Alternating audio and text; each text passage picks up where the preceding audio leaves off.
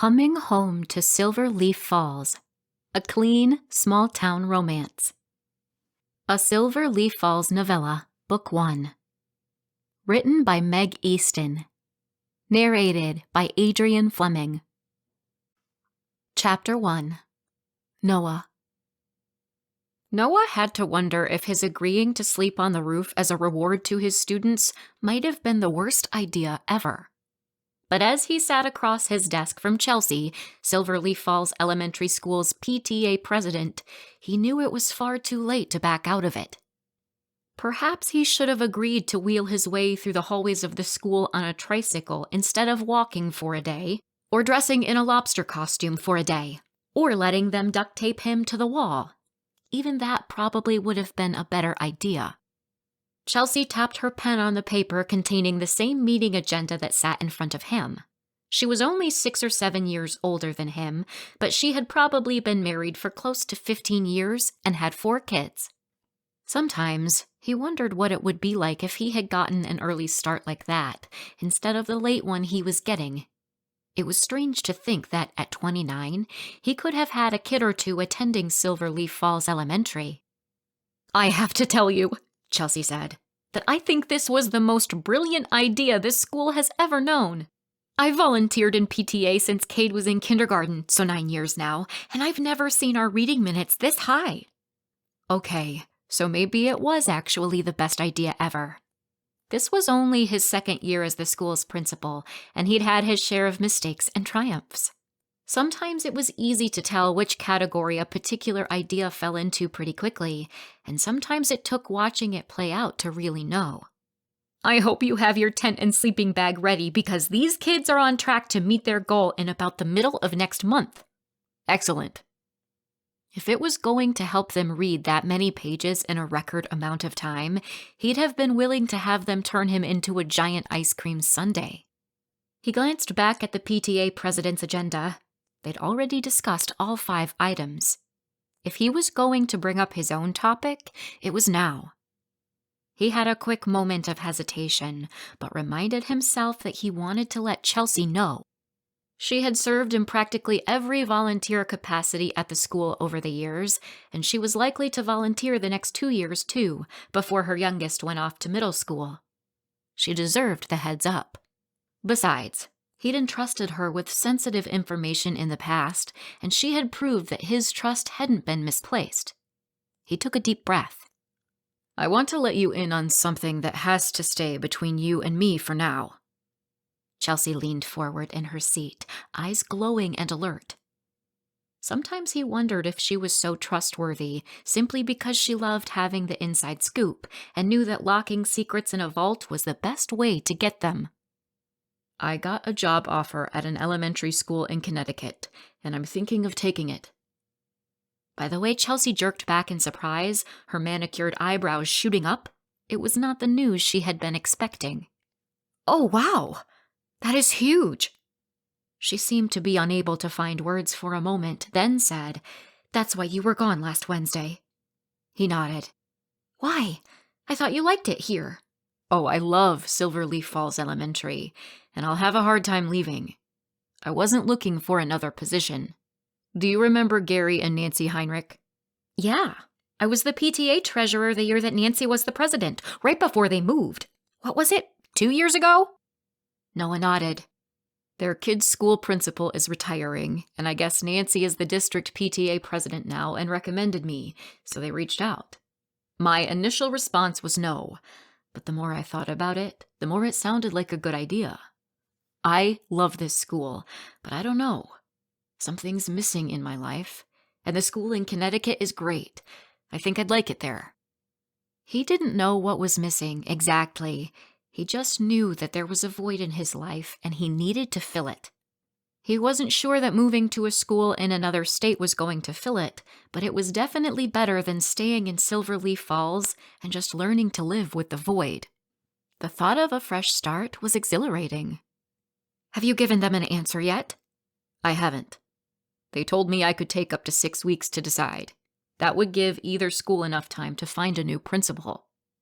"So you'll need to decide by about the time you'll be sleeping on the roof." He nodded. "And you're going to say yes." Was he really that transparent? Yes felt like it was definitely the right answer, but he hadn't officially made the choice yet. Undecided. She scoffed, like she didn't believe for a second that he hadn't chosen. Then she sat up straight. Wait, we decided as a PTA board that we're going to find you a wife. Oh my goodness, this really shortens our timeline. Now we basically have until the end of the school year. You were what? Well, obviously you need a wife. Chelsea looked at him like he was a child who didn't understand something that should have been very obvious. And you don't seem to be trying to find one yourself, even though it has been nearly a year since you and Marissa broke up. So, as a PTA board, we figured you just needed a little hand up. Her phone that had been face down on the desk buzzed, and she picked it up. Oh, joy. Remember how Cade stopped by on his way home from the middle school to pick up my younger kids? Well, apparently they decided to take the shortcut through that construction site over on Red Oak and go across the creek, and now Cassie's foot is stuck in some mud and they need to be rescued. She put her papers into her folder, stuffed it into her oversized purse, and grabbed her keys. Sorry to buzz out of here so quickly. We'll talk more soon. As the woman rushed toward the door of his office, Noah was still in shock and completely uneasy about the fact that the entire PTA board had been talking about finding him a wife at some point, and what might happen now that Chelsea knew they had a deadline. Just as Chelsea was walking through his office door into the main office, he called out, "Remember, that piece of news needs to stay between us." She waved him off and said, "You know my lips are sealed," right before she was out of his line of sight. He leaned back in his office chair and stared at the ceiling. Chelsea was on top of everything. Anytime he needed something, he knew he could tell her, and it would get done instantly either by her or by one of the parents of the kids in his school. He couldn't imagine that having "find Noah a wife" on her to-do list would go any differently. It often felt like he knew everyone in Silverleaf Falls, but it wasn't that small of a town. Although the pool of single women within 5 years of his age certainly made him feel like it was. Between all the well-meaning people in town, he'd been set up on dates with pretty much all of them. He was convinced that whoever he was supposed to be with wasn't here.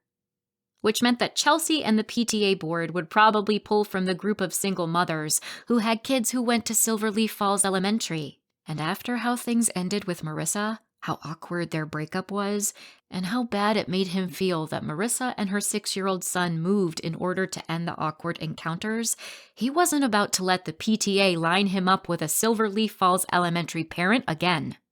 Besides, he was moving. Not that it was official yet, but it would be soon. He needed to do something to stop Chelsea and the PTA board before it got out of control. His phone buzzed, and the screen lit up with a text from his mom. Mom. Hi, sweetie. Any chance you can help out at Sizzle and Sip tonight? Jack's sick, and Carlos and Robin have a debate competition. He quickly checked his schedule to make sure there wasn't anything he was forgetting, and then he texted his mom back to say that he could.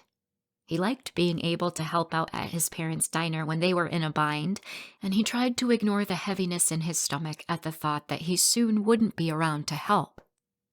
He had finished dealing with all the emails that had to be responded to before he left, rushed home, changed clothes, drove to the square, and found a parking spot that was nowhere even close. By the time he was cutting right through the middle of the village green, right between 2 red oak trees, past the gazebo, and to the sidewalk that led to Sizzle and Sip, Chelsea and the PTA board was far from his mind. Until his phone rang and he pulled it out of his pocket to see it was Chelsea. First of all, don't worry. I haven't told a soul that you are planning to move to a different school, not even my husband. I did call him on the way home, though, and told him that I felt we needed to find you a wife and that it needed to be soon. He agreed that we should have an emergency PTA meeting to discuss it. An emergency PTA meeting? His mind scrambled to think of a way to stop her from having a meeting to discuss his love life. But she was talking so quickly that there wasn't a moment for him to squeeze in a response. So I called the board together real quick and asked them to start brainstorming. We'll meet in a day or two to discuss it further, but we've got some promising ideas on the list already. We've got the Spring Sky Full of Stars Carnival coming up, and we are thinking of having a raffle. Only single women can enter, and the one who gets drawn gets a date with you. Doesn't that sound so perfect? I'm getting goosebumps just thinking of it. Perfect wasn't the word Noah would use, and he was getting a rolling stomach way more than he was getting goosebumps. He glanced up at the other pedestrians as he walked down the sidewalk towards Sizzle and Sip, trying to come up with a way to stop everything without alienating the entire PTA board. No, Chelsea, you shouldn't. Okay, that probably wasn't the best response to keep from alienating them. It's the least we can do for Silverleaf Falls Elementary's beloved principal. Okay, listen, I'm here picking up Carter from tennis practice, and things aren't going. Carter! We don't use rackets as shields or weapons. I've got to go. I'll talk to you more later. He drew in a long, slow breath as he pressed the button to end the call. Okay, so he didn't alienate them, but he didn't even come close to stopping it either. He needed to come up with a better way. He pushed the phone into his pocket and looked up just in time for his shoulder to knock into a woman's shoulder as they passed each other, walking in opposite directions. He turned back toward the woman and said, "Sorry," just as the woman turned slightly toward him. She was talking with another woman as they walked, so she gave a quick nod in acknowledgement and then kept on walking. The woman's face was so familiar, though. He slowed his walk as he tried to remember where he had seen her before. Liz Jenkins? He whispered as he turned back around to look in her direction as she disappeared into Authentically Timeless, the antique shop. Had that really been her? Wow, that was a blast from his past. He hadn't seen her since the summer after 11th grade. She had been a grade younger than him, but they had gone to the same schools practically since kindergarten. He'd always thought she was cute, enough that he'd had a crush on her since about 6th grade, but cute didn't even begin to describe her now. From the small glimpse he'd caught of her, it was obvious that the past dozen years had treated her well. She still had those beautifully intelligent eyes behind a pair of colorful glasses, the wavy chestnut hair that fell to her shoulders, and the walk that said wherever she was going, it was important. He wondered if she still only drank lemonade, never plain water. He glanced at his watch. As much as a part of him was being pulled toward Authentically Timeless to say hello, he really couldn't. He was already 10 minutes late to his parents' diner. After taking one last look at the building she'd gone into, he let out a breath and hurried down the sidewalk. He would have to just rely on fate and hope that she'd be in town for more than a day to make sure they ran into each other again. Chapter 2. Liz. Liz stepped into Authentically Timeless, one of the many shops surrounding the village green, her friend Savannah at her side. Savannah gasped and rushed toward a telephone stand like it had physically pulled her toward it.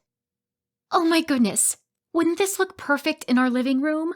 Like right against that short wall between the living room windows and the kitchen? We could put mail on it, or keys. Liz, we could have an actual mail station." "I don't know. I think we need to make sure we can fit all of my stuff in the place before we start adding more furniture." Liz looked down at her watch. "Maybe we should be getting back." "Nope." Savannah shook her head, her long strawberry blonde curls waving back and forth at the motion.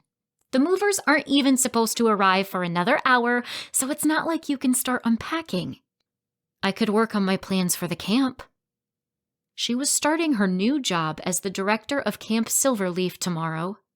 Ever since she had heard of the job opening, even before she interviewed, was offered the job, or moved back to this town, her mind had been filling with ideas about new directions for the camp and how to make it better.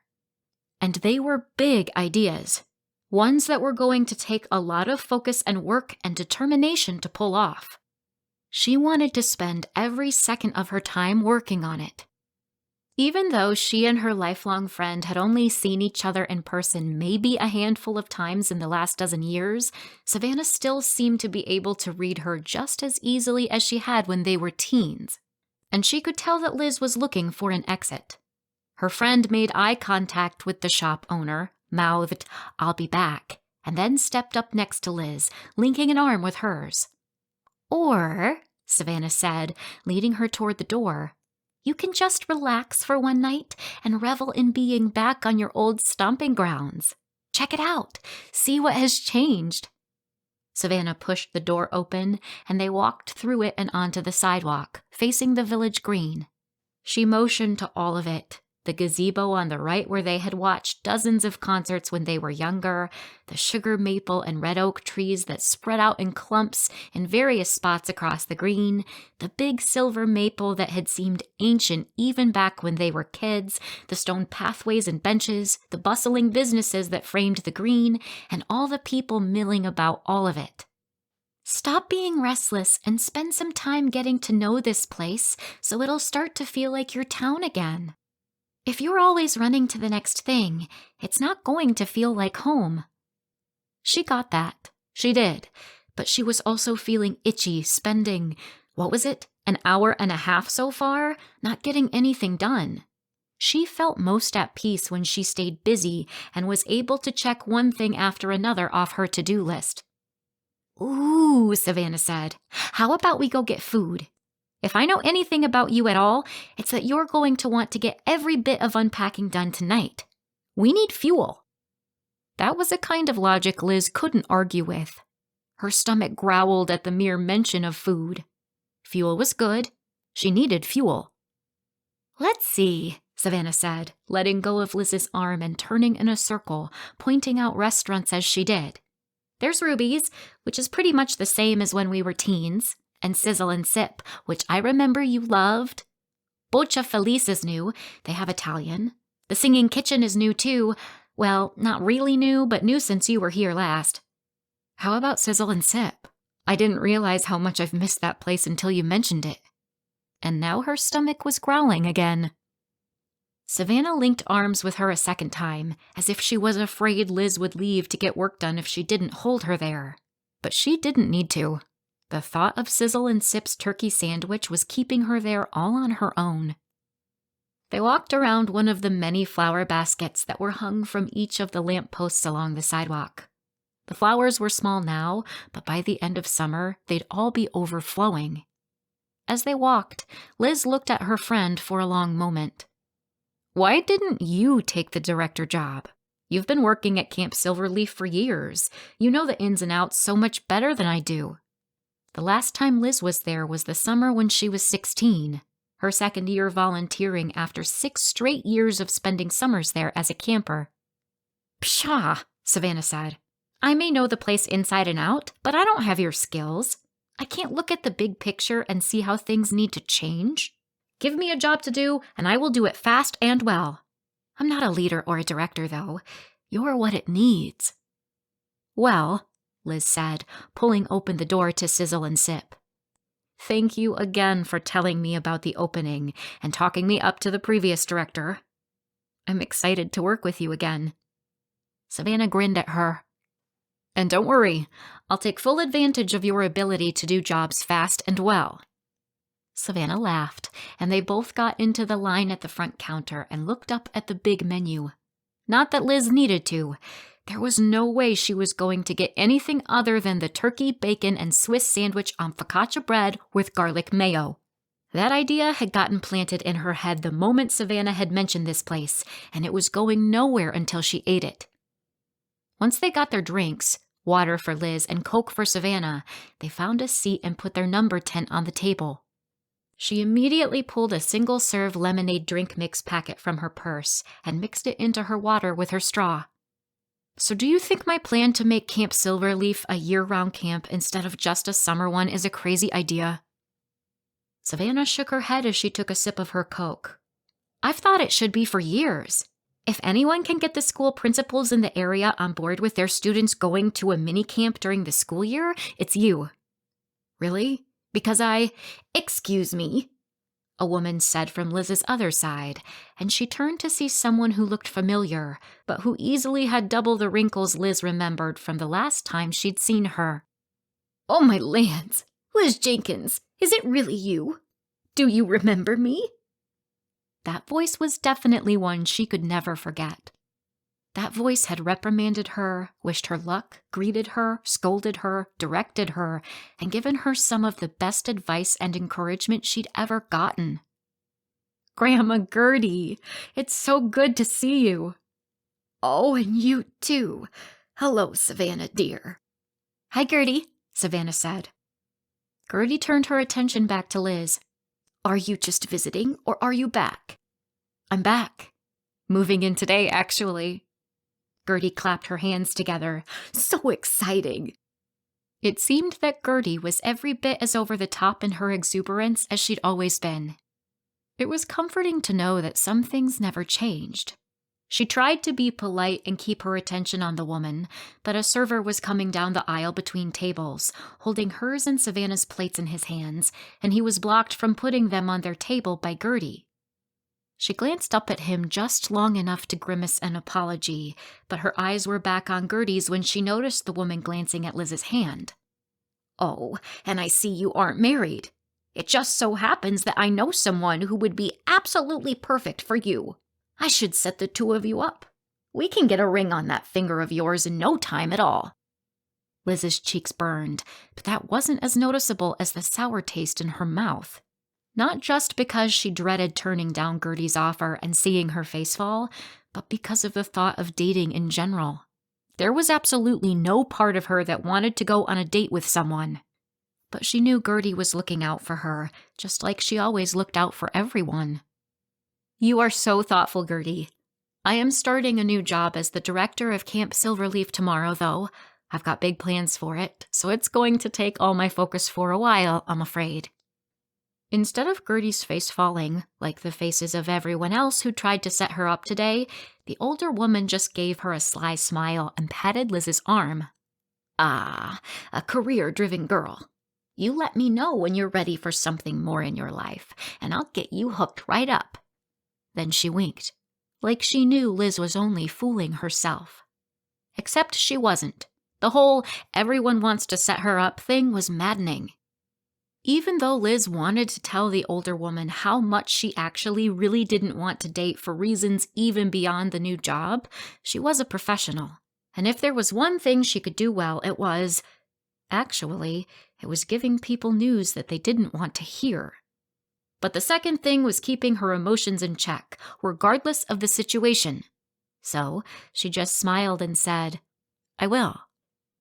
As Granny Gertie turned and walked away, Liz mouthed to Savannah, That's number 5. How were there so many people in this town looking to set guys up? And they had only been at the shops around the square for an hour and a half. It was ridiculous. So was the fact that Savannah didn't even try to hide her smile. At least one of us is getting a kick out of this, Liz thought. Liz quickly turned her attention to the server, feeling a little embarrassed that he'd heard the whole thing, but also impressed at what a saint he'd been for standing there so patiently while Gertie tried to set her up. Wow, was he good looking? And he had a beautiful smile that seemed professional, but also had a bit of amusement showing through. There was something about that smile. It took until he'd set her plate with the sandwich and fries in front of her before she figured out what it was. Oh, hey, you're Noah Knight. I forgot your family owned this place. Oh boy, the last dozen years had been good to him. What was that term where a transformation from a kid into an adult was incredible? Glow up? Could glow up even be used for men? Because this man had definitely had a glow up. From what she'd remembered of him, he had been lanky, geeky, and unsure of himself, and not even in a stand-out kind of way. He had just been unremarkable. But now, wow, the man had improved. He was still just as tall, but now he owned his height. He stood with a confidence and surety that she didn't think the kid she'd known would ever possess. His shoulders were broader, the angles of his face more masculine, and that dark hair of his was incredible. She shook away the thoughts of running her fingers through it. Wow, Liz, what happened to that professional-level ability to keep your emotions in check? Noah smiled. His smile was still just as sweet as it was in high school. She hurried to keep talking so he wouldn't notice how her mind had been running 1,000,000 miles an hour while checking him out. I don't know if you remember me. Noah set Savannah's chicken sandwich in front of her. You're a hard person to forget. Guessing what he meant by hard to forget, Liz chuckled and shook her head. I was a bit bossy back then, wasn't I? Just back then? Savannah asked. Liz swatted her friend on the arm. Noah picked up the number on their table and noticed the packaging from her lemonade mix. I see you still only drink lemonade, never plain water. You remember that?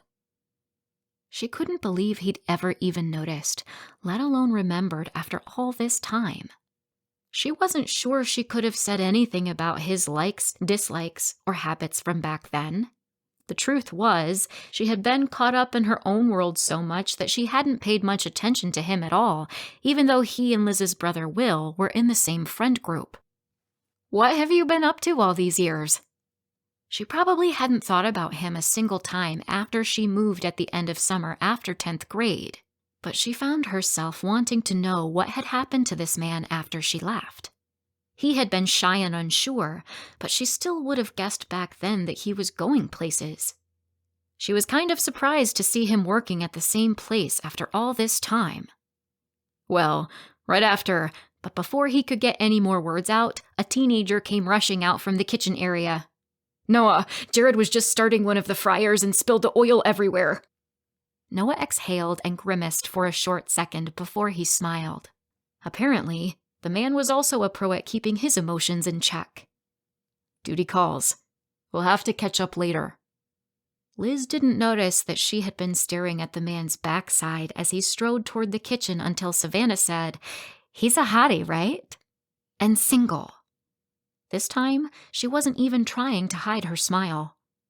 No, not you too. Regardless of how much Noah Knight had transformed since high school, she was resolute in her determination not to date anyone anytime soon, or possibly ever. She had other things to fill her life with. Savannah's hands rose in surrender. I know. And trust me, you don't need to give me the speech about why you don't want to be set up. I heard when you gave it to the other 5 people who tried to set you up in the past couple of hours. Thank you. They each picked up their sandwiches to take a bite, but Liz could tell by the mischievous look on Savannah's face that her friend was convinced she knew something Liz didn't. Like Savannah didn't even need to interfere in Liz's lack of a love life because it was already being taken care of. And suddenly, she was wary about everything. Chapter 3. Noah. Yesterday, the secretary in the front office had asked Noah if he wouldn't mind meeting with the new director of Camp Silverleaf to talk about a proposal. He hadn't known who the new director was, but he'd known before coming into work today that the meeting was at 10. He had a lot of meetings. One meeting among a handful hadn't been that noteworthy. But he'd been smiling ever since he walked into his office at 7:15 this morning and saw meeting with Liz Jenkins, Camp Silverleaf, at 10 on his schedule. Now that he knew she was the new director, he wondered how he hadn't guessed it. It made perfect sense and explained why she was in town. After bumping into her twice on the same day 5 days ago, he'd hoped that his luck would continue and he'd bump into her again the next day. Not that he was interested in dating Liz so close to when he would be moving, but he did want to catch up with her. But he hadn't seen her at all and didn't have a way to contact her, so he'd been hoping that fate would step in and give him another chance to see her. He needed to send Fate a fruit basket as a thank you for having his back like this. He stood up when Ruin's voice filtered in from the front office saying, He sure is. Let me lead you to his office. Shortly after, Liz stepped through his door. The moment their eyes met, her eyebrows shot up in surprise. The expression on her face turned happier than it had been in that small moment he'd seen it before recognition had dawned on her, and it made him smile. Noah, Liz said. I had no idea you were the principal. I thought you worked at Sizzle and Sip. Her last sentence wasn't exactly a question, but her voice still turned up slightly, asking for an explanation. Only when they have an emergency. Ah, that explains why I didn't see you there last night. Did she eat there again last night? Had it been so she could see him again? Have a seat. He tried not to smile as he walked around to his side of the desk and sat down. "I'd love to catch up. What have you been up to since you moved?" Liz sat in the chair across the desk from him, only using the front half of the chair like she had things to do and couldn't get comfortable. "Well, that was right after my parents divorced. My dad moved to Maine, and Will and I moved with our mom to Delaware. If anyone ever tells you that moving to a new state for your junior year of high school is fun, just know that they're lying." Noah chuckled. "I bet it took no time at all before you were queen of your new school, though." Liz held up a finger. "Not queen of the whole school, just of the debate club. It took until senior year to become student body president." Noah leaned back in his chair, impressed. "You seriously became student body president after only being in the school for a year?" She shrugged. "Since I was an outsider, it was easy to see where changes were needed. So I proposed the changes, got elected, and then made them happen." "Of course you did." Liz had always been so confident. He had no doubt that she left the school better than she'd found it. She said it like it was nothing, and maybe it had been for her. But somehow, he doubted it. No one could do that without a lot of work and without overcoming huge obstacles. "I don't know if you and Will stayed in touch at all after we moved, but he graduated at the end of my junior year and then promptly went off to school at UCLA in California. Probably because it was about the furthest school in the country from our dad. Then, after I graduated, I went to school at UMass Amherst. How about you?" "I didn't stay in touch with Will. We weren't quite good enough friends to make it through an out-of-state move. I stayed close to home for college and went to the University of Vermont. I got my degree in elementary education and started teaching 5th grade at a school in Burlington while working on my master's in school administration." Liz leaned back in her seat. She didn't scoot back, but she looked less like she was about to race off to something else. "Huh. And how did you end up here as the principal?" Noah shrugged. It hadn't been the easiest path, but he supposed he was grateful for all the obstacles he'd run into along the way. They made him into who he was. But just because the experiences hadn't been easy, at least the story was easy to tell. "Right after I got my master's, a position opened up here as the vice principal. I got the job, and well, the next year, the job of principal opened." His hand immediately went to his tie, his thumb spinning the turtle tie pin he always wore. When Liz's attention went to it, he immediately dropped his hand. He didn't need to bring down the conversation by explaining the details of how it all happened. That wasn't first conversation in 12 years material. "So I'm both surprised and not surprised at all that you're the new director of Camp Silverleaf." Liz raised an eyebrow in challenge. "I remember that you loved the camp and that you volunteered there during the summers. And obviously, you're perfect for the job. But from what I knew of you growing up, I always thought Silverleaf Falls was too small for you. Like," he tried to grab any analogy he could think of to explain, "like trying to fit a hurricane in a jar." "So I'm the hurricane in this scenario?" She was sitting up straight again, those fiery eyes shining behind the royal blue glasses frames. Noah shook his head, chuckling. "Okay, how about, like Dwayne Johnson trying to put on a kid-sized tank top?" That one was even worse. The look on Liz's face confirmed it. "Like a majestic bird in a cage that's too small?" Liz laughed. "I'll take that one. And I figure I'm not going to be here too long. The position's not permanent. I can handle it short term."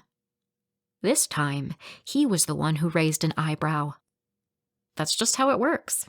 A company, or in this case, a camp, hires me to work for 1 year to turn them around, to see the big picture and advise them on how to change things so they will be profitable. So basically, I get to do all the fun parts of the job and stay there long enough that when I walk away, things will keep running smoothly. Then I move on to the next company." Huh. So she wasn't going to be in Silverleaf Falls long either. "I'm guessing that, since we are meeting, your plans for Camp Silverleaf involve Silverleaf Falls Elementary?" "Yes." Liz pulled a folder from her bag and placed it on the table, then handed him a packet of papers. Camp Silverleaf has just been running as a summer camp that parents anywhere in the country can send their kids to. I want to make it something that runs year-round and helps out the kids in our communities more. I've already met with the school district for approval and to get the funding at least considered for next year. Now, I'm meeting with the principals in the school district. I want it to be an outdoor education center that really ties into the 5th grade curriculum. So the students will be able to go to a 2-night camp during the school year with kids from their school, and then go to a 5-day version during the summer with kids from all over the district. That actually sounded pretty good. He flipped through a few pages of the packet she'd given him as she talked. We'll do games and hikes and team building and leadership activities. They'll also learn about local flora and fauna, study streams, make crafts, and have plenty of chances to make new friends. That sounds fantastic. I'll put it on the meeting agenda for when I talk with our 5th grade team about planning for next year. I want to do it this year. Noah sat forward in his chair. This year? You do realize that there are just under 3 months left in the school year, right? Yep. Liz, things here don't move that fast. Maybe the private sector can, but Liz waved him off like his concern was nothing. Since it is too late in the school year for funding, I found private donors who have committed to helping this year. If things go well, we might be able to get them to donate yearly. We need to run it this year on a bit of a smaller scale, so we can learn and adjust and make next year the best it can be. She reached forward and flipped to a different page in his packet. I would like the camps for your school to be in 6 weeks. The registration system will be up in 2 weeks, and I would like to do an assembly with the 5th graders before then to get them excited and ready to sign up when registration opens. Noah was literally stunned into silence. He just sat, staring in awe at Liz. Finally, he managed to say, "You really think you can pull this off in that amount of time?" It didn't come out as a question, more like a statement. It probably shouldn't have surprised him that deep down, he knew the answer. Positive. If she had told him that she had planned to move Lake Champlain to a new location by the end of summer, he would probably believe she could do that too. Okay then. I'll have to see if it can work into our schedule. Noah, do you really think I wouldn't have come prepared? I got the schedule from Ronin a few days ago. Page 5 in your packet has the calendar of when I would like to do the camp for your students. Yep, that one. Those red circles are dates when I think it would work to do the assembly. I think that if we work together a bit, you can get your students to start reaping the benefits of Camp Silverleaf this year. He sat quietly for a few minutes, looking at the calendar.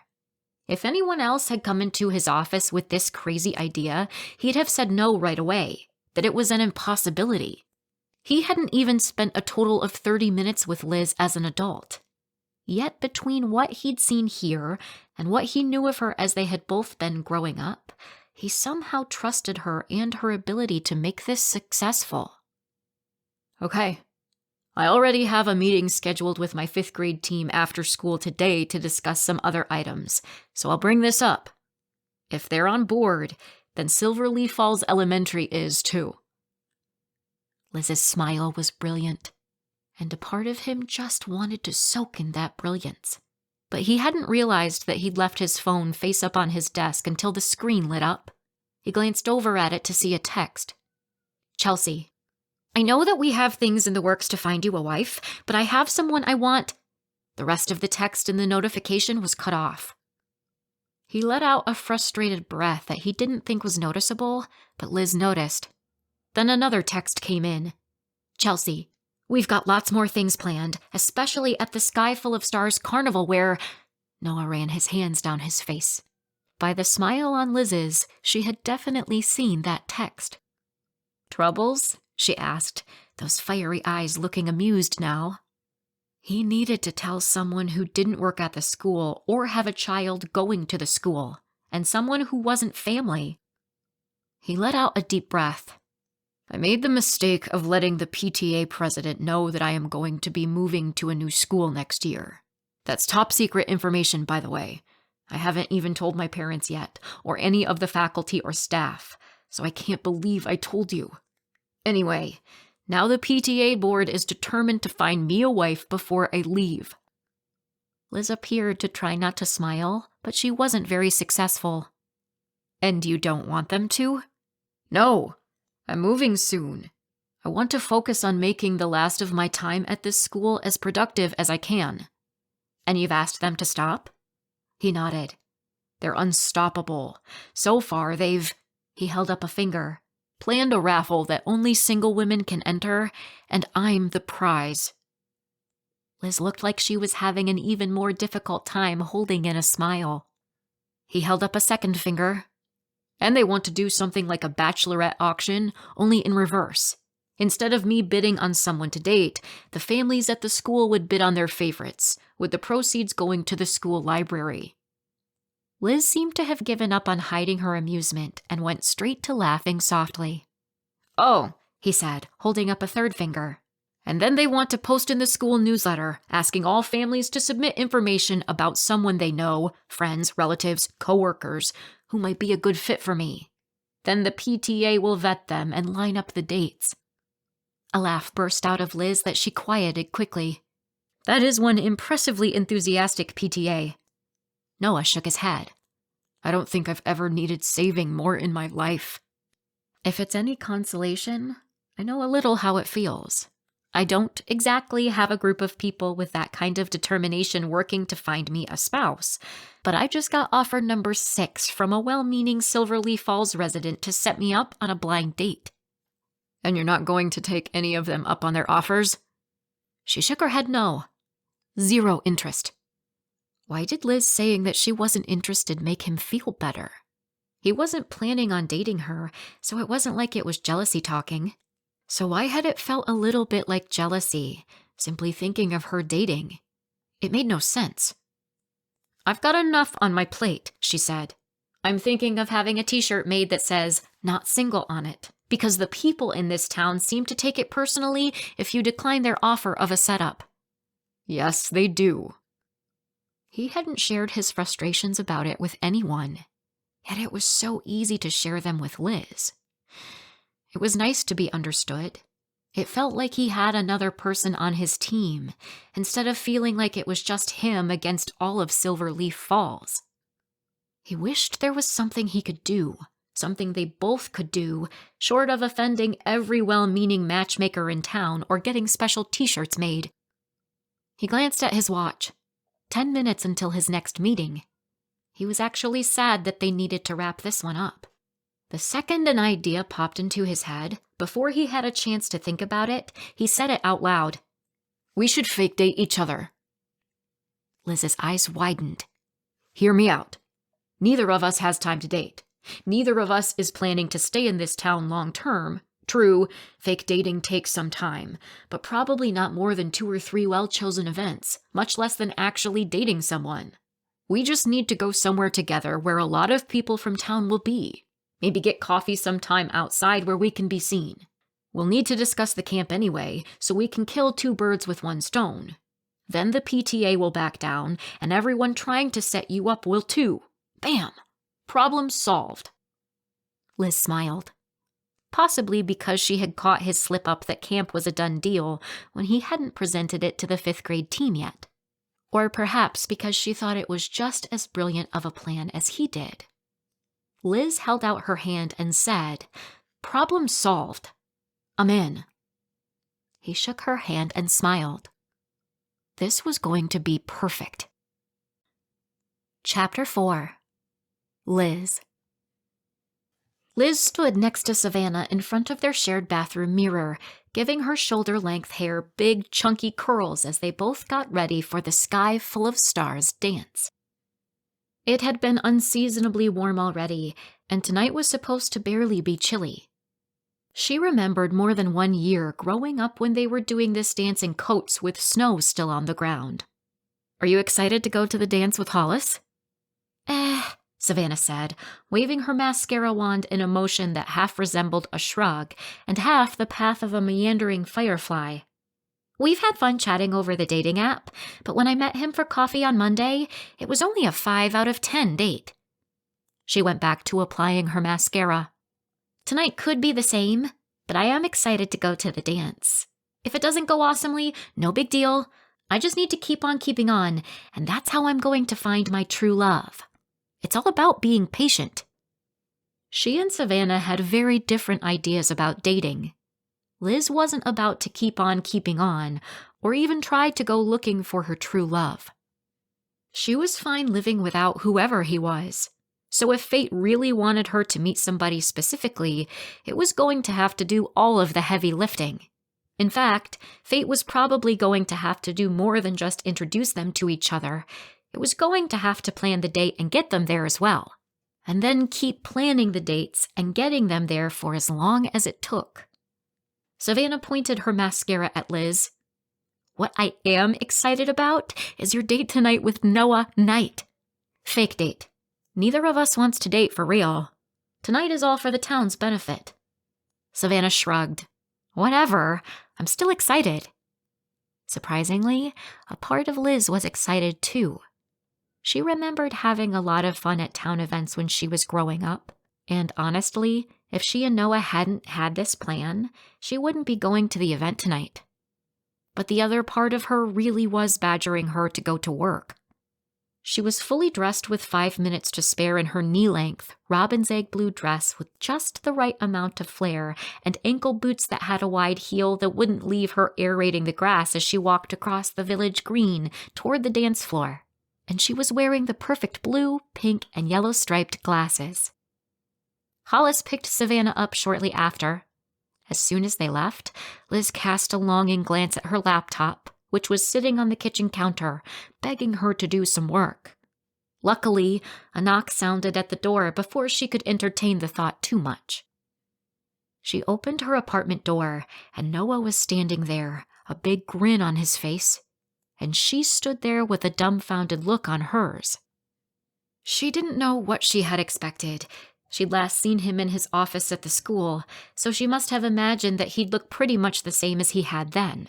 But then he'd been wearing a button-down shirt, a nondescript tie, and slacks that said, "I am professional and approachable." Now, though, he wore a tailored charcoal gray suit with a deep blue tie. Every inch of it was slim and fitted and showed off his features beautifully. This one said, "I'm okay if I stop traffic with all the staring." At school, his dark hair had been professional, yet just barely messy enough to show that he was a principal the students could rally behind. Now his hair had more of a secret agent quality. "You look beautiful," he said. "Are you ready to go?" She nodded and, thank the heavens, finally found her voice. "You look pretty impressive yourself." The sun had already set, but it was still twilight when they got to the Bring on Spring with a sky full of stars dance. When Liz was in elementary school, the event used to have a carnival for families on one side when it was still light outside, and then all the activities moved to the other side as it got fully dark. The last couple of years she'd lived here, though, they'd moved the carnival to the Monday after the dance and had the PTA run it at the elementary school. She hadn't fully remembered about the change until she saw that the square was decorated entirely for the dance. She was not here to reminisce, though. She was here to get a job done. "We should come up with a game plan." Noah nodded and looked out the car window to the dance, where lights in the square were just starting to twinkle. "We should probably move around a lot. Try to be seen by as many people as possible. And we should stop and personally chat with anyone you think might be a gossip spreader. Gossip spreaders and Chelsea Vaughn, the PTA president.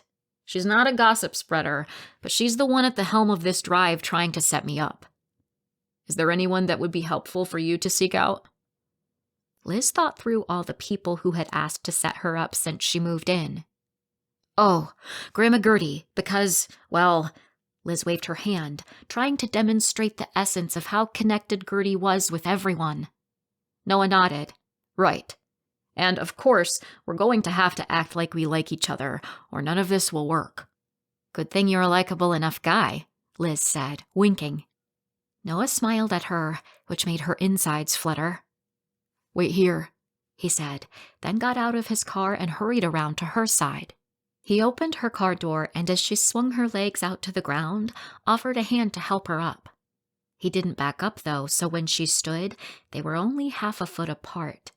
Close enough that she could feel his breath, smell the clean scent of his aftershave, see the facets in his green eyes. And she was suddenly aware of her own heartbeat speeding up and the feel of the slight breeze brushing her skin. Likeable enough was definitely not what was going through her head. He leaned closer and breathed into her ear. "Are you ready to put on a show?" A shiver tingled at the nape of her neck as the words brushed her ear. This went beyond acting as if she liked him. Her body somehow didn't get the pretend memo. Was she really so date-starved that she was reacting to every single thing he did? Or was it because this man was just so sweet? He was going to make a woman very happy someday. In fact, she doubted it would take him long at all to find someone once he moved to Connecticut. She smiled and totally felt it. "Let's go break a leg." He entwined his fingers in hers as they walked toward the festivities. When was the last time she'd held someone's hand? She and Doug, the guy she'd been dating until just a couple of months ago, and the only real long-term relationship she'd had, never held hands. It was such a simple thing, yet they had somehow skipped that. It was nice.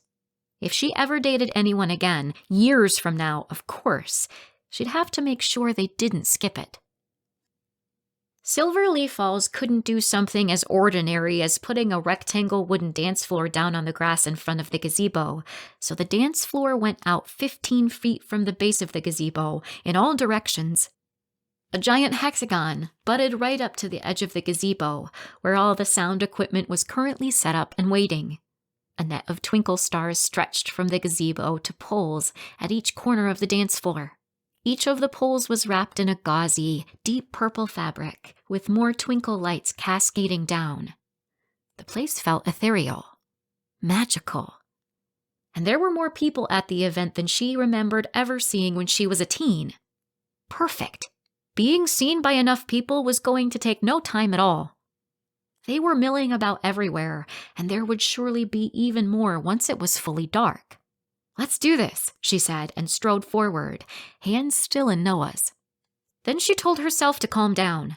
She wasn't walking into a board meeting about to deliver news that people needed to hear but didn't exactly want to hear. She was on a date, fake or not. She made herself stroll instead. Strolling was so slow. She hated it. She glanced at Noah. He appeared to be as driven as she was, but it didn't seem to be his whole focus. He was strolling like it was natural, not like he had to tell himself to slow down. He seemed to take everything in more, lived the moment more fully. She wondered how he managed it. Music was already coming from the speakers at the gazebo, but no one was dancing yet. Most were socializing in small groups. They wandered through the groups of people, chatting with those they encountered, being seen by everyone, and staring into each other's eyes like they were newly in love. And by the look she could see from everyone, all their pretending was working brilliantly. People were even whispering to each other, clearly about Noah and her. The weird thing about it was that the more they faked being in love, the more real it felt. It was all compounded by the fact that she'd known Noah for pretty much all of her 16 years before she moved away. Was that why so many actors fell in love after playing roles where they were in love? Because pretending often felt real? Or was it strictly because of what happened off camera? Logically, she knew there was nothing between them, so she kept that thought in the foreground. Eventually, they made it to a gathering of older folks who were chatting together, and Gertie was right in the middle of them all. All they had to do was convince this crowd, and it'd likely solve a good 90% of all her being set up issues. She gave Noah a hand squeeze and smiled at him, ignoring how right it actually felt. They chatted about the decorations with the group, and within a few minutes, Gertie placed her hand on Noah's arm. "It's so good to see you dating again after Marissa." Then she turned to Liz with that smile that made her look like she knew possibly everything in the world and said, "I see you are ready for something more in your life." You didn't even need my help finding someone. Nope, Liz said, gazing into Noah's eyes. Once I found Noah, it all just fell into place. Noah smiled back at her, and it just might have made her feel a little weak in the knees. It was like we'd just been waiting for each other to come along to get excited about dating again. Gertie beamed at them. I knew you two would be perfect for each other. The night was so successful that they could probably leave right then, and it would be smooth sailing for both of them. Noah leaned in and whispered into her ear, "Would you like to dance?" She ignored the way his words, his breath against her ear, and his caring tone made her heart float and just said, "Of course." Once they were on the wooden dance floor, she put a hand on his strong shoulder that looked so incredible in his suit, and she had to admit, the shoulder under it felt just as amazing as it looked. How had this man changed such an impressive amount from the kid she knew? Not just physically either. Everything she had experienced about him had been impressive. She was dying to ask what had caused the change, but not as much as she was dying to ask about his ex. Plus, asking would probably help her to get her mind off the way it felt to have his hand on her back, which was way, way too nice. She nudged her glasses that had slipped down her nose a bit. "Tell me about Marissa. As your current girlfriend..." She knew he could hear the quote mark she'd intended around the word girlfriend by the way his lips quirked up. "I think I should know the story." "Fair enough." He took in a deep breath as he guided her along the dance floor, his free hand in hers. The guy knew how to dance a slow dance. He wasn't just swaying back and forth with his hands on her hips. They were actually dancing. "I dated the mom of one of the students at Silverleaf Falls Elementary." Both of her eyebrows rose. "We started dating at the end of her son's kindergarten year, continued through the summer, and then a couple of months into her son's first grade year." He spun Liz out and brought her back in, and she didn't think she'd ever had a dance partner do it so smoothly. Usually, it caught her off guard and made things awkward. Not with Noah, though. "About 6 months ago, we both just kind of realized that we weren't right for each other and that we should probably break up before we went any further." He shook his head. "Breakups are hard, of course, and I agree that it's easier to get over it if you don't see your ex for a while. But it wasn't just about me and Marissa. Her son was also a factor, and she worried that it would be hard for him to see me at school all the time, so..." He took in a breath. "They moved." "Oh." Her feet nearly stopped working, so she stumbled a bit to get back in step with the music. "Yeah. I just kept thinking about Cohen. Man, he loved the school and his teacher. He loved school in general. He was a pretty cool little guy, and I keep thinking about how he had to leave all that just because I dated his mom." The song was pretty slow, but Noah's dance steps slowed down even more. "If he loved school at Silverleaf Falls Elementary," Liz said, "he probably loves his new school." "I know. I try to tell myself that. Sometimes it works okay, and sometimes it doesn't. All I know is I'll never date a parent of a kid at my school again." "That's understandable." A new song started, one with a faster beat, and he took both her hands in his and started leading her in a faster dance. "Okay, so tell me about you. As your boyfriend, I think I should know about your last serious relationship, too." "All right," she said, trying to come up with a way to encapsulate her entire relationship with her last boyfriend as succinctly as possible. "His name's Doug, and we broke up not long before I got offered the job here. My previous job was a thorn in his side, and he hated that I didn't give him enough attention, which was true, but it had been that way since the beginning. We dated for over a year, and he just realized, I guess, that it was simply the way I was, and I wasn't changing anytime soon, so he ended things." "You seem like you weren't too sad about it." She shrugged like it wasn't a big deal, and truly, it wasn't. She had moved on with very minimal heartache. In fact, the heartache hadn't really been tied to Doug at all. It had been tied to her realization, Or actually, her realization, since it hadn't been the first time, that she just wasn't cut out for relationships. She was never going to know an epic kind of love, or even an average kind of love. But just like any heartache, she got over it. She was fine now. She accepted that marriage for her was going to be to her job. Knowing and accepting that had set her free. It made her more fully appreciate what she got from her work and made her less guilty about not feeling like she should be in a relationship. Noah spun her in a circle, and as she turned, she spotted his parents through the gazebo, dancing on the other side. "Oh, hey, how are your parents doing?" "Good. Pretty much the same as always, except a few wrinkles and gray hairs. Other than that, they're doing great and are still as visibly in love as ever." As if they could hear his words, his dad dropped his mom into a dip, smiled at her with a big, sappy grin, and then planted a kiss on her lips. "How about your parents?" Liz chuckled and motioned toward his parents.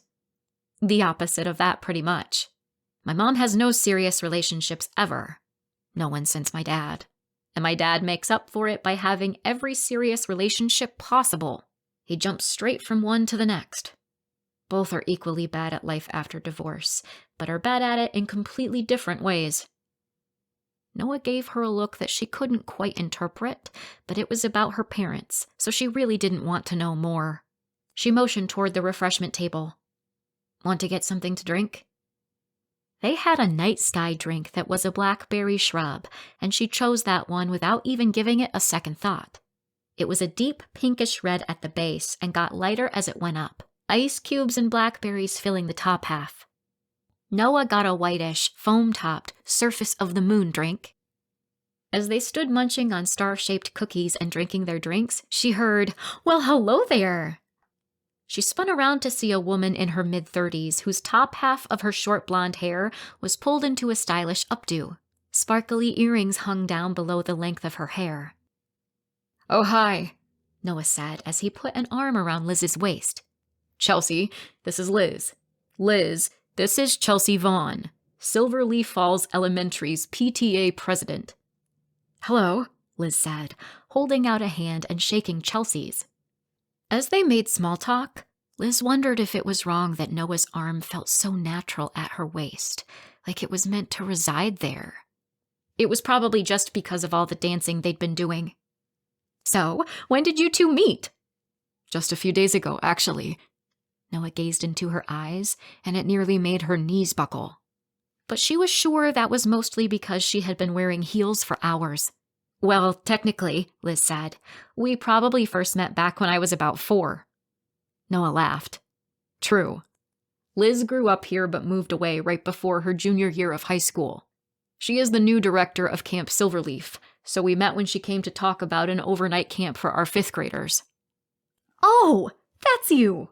My daughter, Cassie, is in 5th grade and told me you came to speak to them yesterday. She's so excited she can hardly stand it. Well, I'll let the two of you get back to the dance." As Chelsea walked away, Noah let out a relieved breath, turned toward Liz, his face not far from hers, and smiled. "We did it." He reached out and tucked a curl behind her ear, his fingers brushing ever so gently across her cheek as he did. It was probably for the benefit of Chelsea, who had undoubtedly looked back at them, but it still sent all kinds of sensations all across her skin. "We did good work, boyfriend." "That we did, girlfriend." Hearing that word from him was dangerous. Everything about being around Noah was dangerous because he kept doing things that made her think she wanted something that she really didn't. "Should we call it a night then?" Liz stepped over and put her clear plastic cup in the recycle bin. "I've still got a lot of work I've got to do before I go to bed." "Oh," Noah said, and a look crossed his face. Surprise? Disappointment? "Okay, sure." She felt bad for asking him to leave early.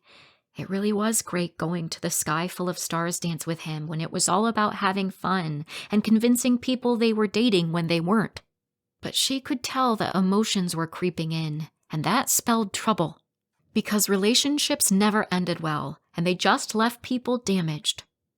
So, She was going to be like her mom and just stay away from any kind of commitment, even if it meant ending a night early when she was truly enjoying herself. Chapter 5. Noah. Noah stood outside the school lunchroom doors, in the courtyard that led to the fields and the playground equipment, along with a few hundred students and their families. He loved Mondays. And a Monday with a school carnival in the evening, where he got to interact with them all, was the best kind of Monday. And, he had to admit, it was made that much better just knowing that Liz was going to be joining him. He'd really loved being at the dance with her on Saturday night. That was until they had accomplished their goals, and she couldn't leave quickly enough. He understood. Work had been calling her. Still, though, a part of him wished she'd wanted to be there with him because she had been enjoying the night too, not just out of obligation to the deal they'd made. He'd have gladly stayed there, dancing with her, for quite a while longer. The perfect warm spring weather was still holding up, thank heavens. This event was never the same when they had to have it indoors. Chelsea stepped onto the portable stage they used for events like this, and the crowd turned toward her and quieted, although the rumblings of excitement still ran through everyone. Just as Chelsea was grabbing the microphone, a woman with long blonde curls walked up and introduced herself as Jenica. He smiled and held out a hand to shake hers. "Hi, I'm Noah Knight. Are you the parent of a student here?" She gave her head a slight shake. "No, but I have a nephew who goes here." "That's nice of you to support him and his school." She smiled and looked like she was going to say something more, but then Chelsea started talking through the microphone, so they both faced the stage and listened. "Welcome, everyone, to Silverleaf Falls Elementary's Sky Full of Stars Carnival. We've got so many great things planned for you. First, though, I want to remind you to keep reading every night and get those reading minutes turned in, because you all really want Principal Knight to sleep on the roof of the school, right?" The students let out a huge cheer. Noah smiled, happy to have the confirmation again that he'd come up with the right incentive to get them to read. "You've only got a week and a half, so sneak reading in every chance you get.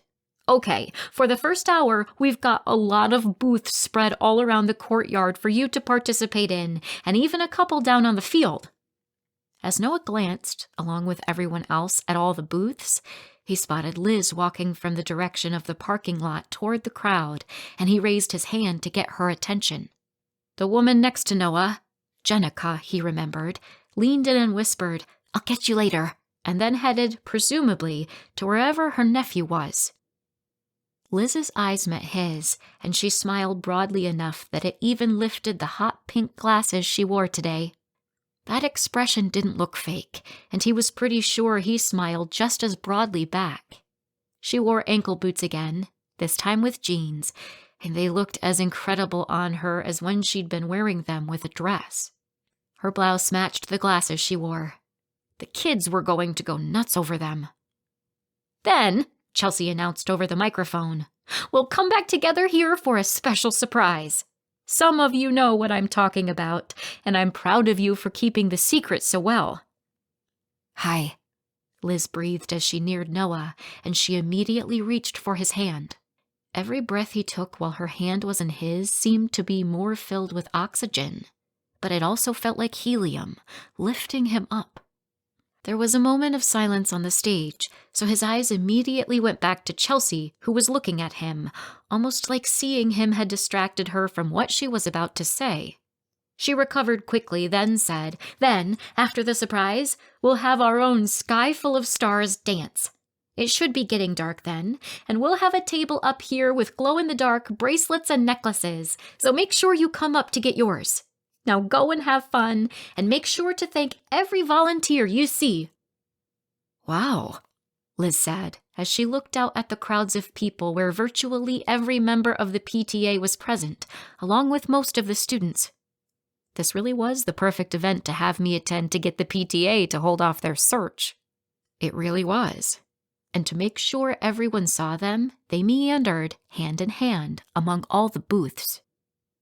He gave plenty of high fives and fist bumps to his students and told them how cool their glow-in-the-dark face paint was going to look once it was dark.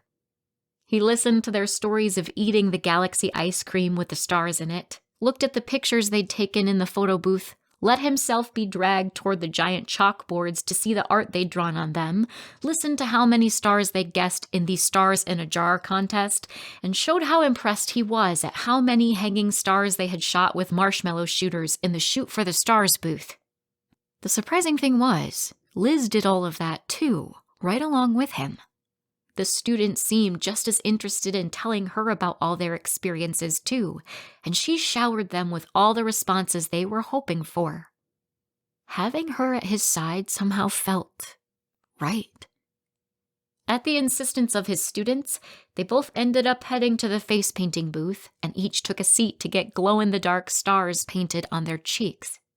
Almost as soon as he was in a seat by himself and not hand in hand with Liz, a woman came up to him. She had wavy, dark, shoulder-length hair and looked almost too young to have a kid in elementary school. "Hello." She held out her hand, so he shook it, trying not to move and mess up the star one of the volunteers was currently painting on his face. "You're Noah Knight, right? I'm Rosabella. My best friend's daughter is in kindergarten here."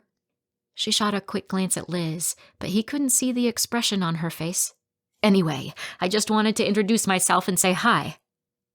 Normally, he didn't have this many people introduce themselves who weren't actual parents who were dragged over by their child. "Well, thank you for coming out to support our school. I hope you have a great time at the carnival."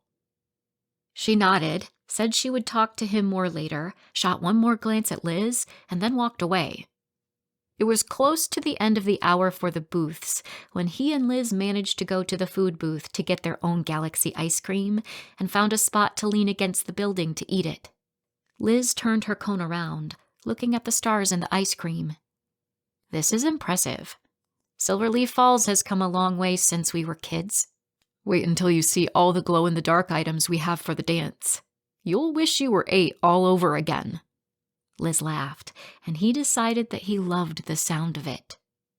A few of the younger kids came up in groups of 2 or 3, standing a dozen feet back from where he and Liz talked, covering their mouths while giggling, but all of the students were actually leaving them alone while they talked. "I would have killed to have had a principal like you when we were in school, and clearly, they adore you."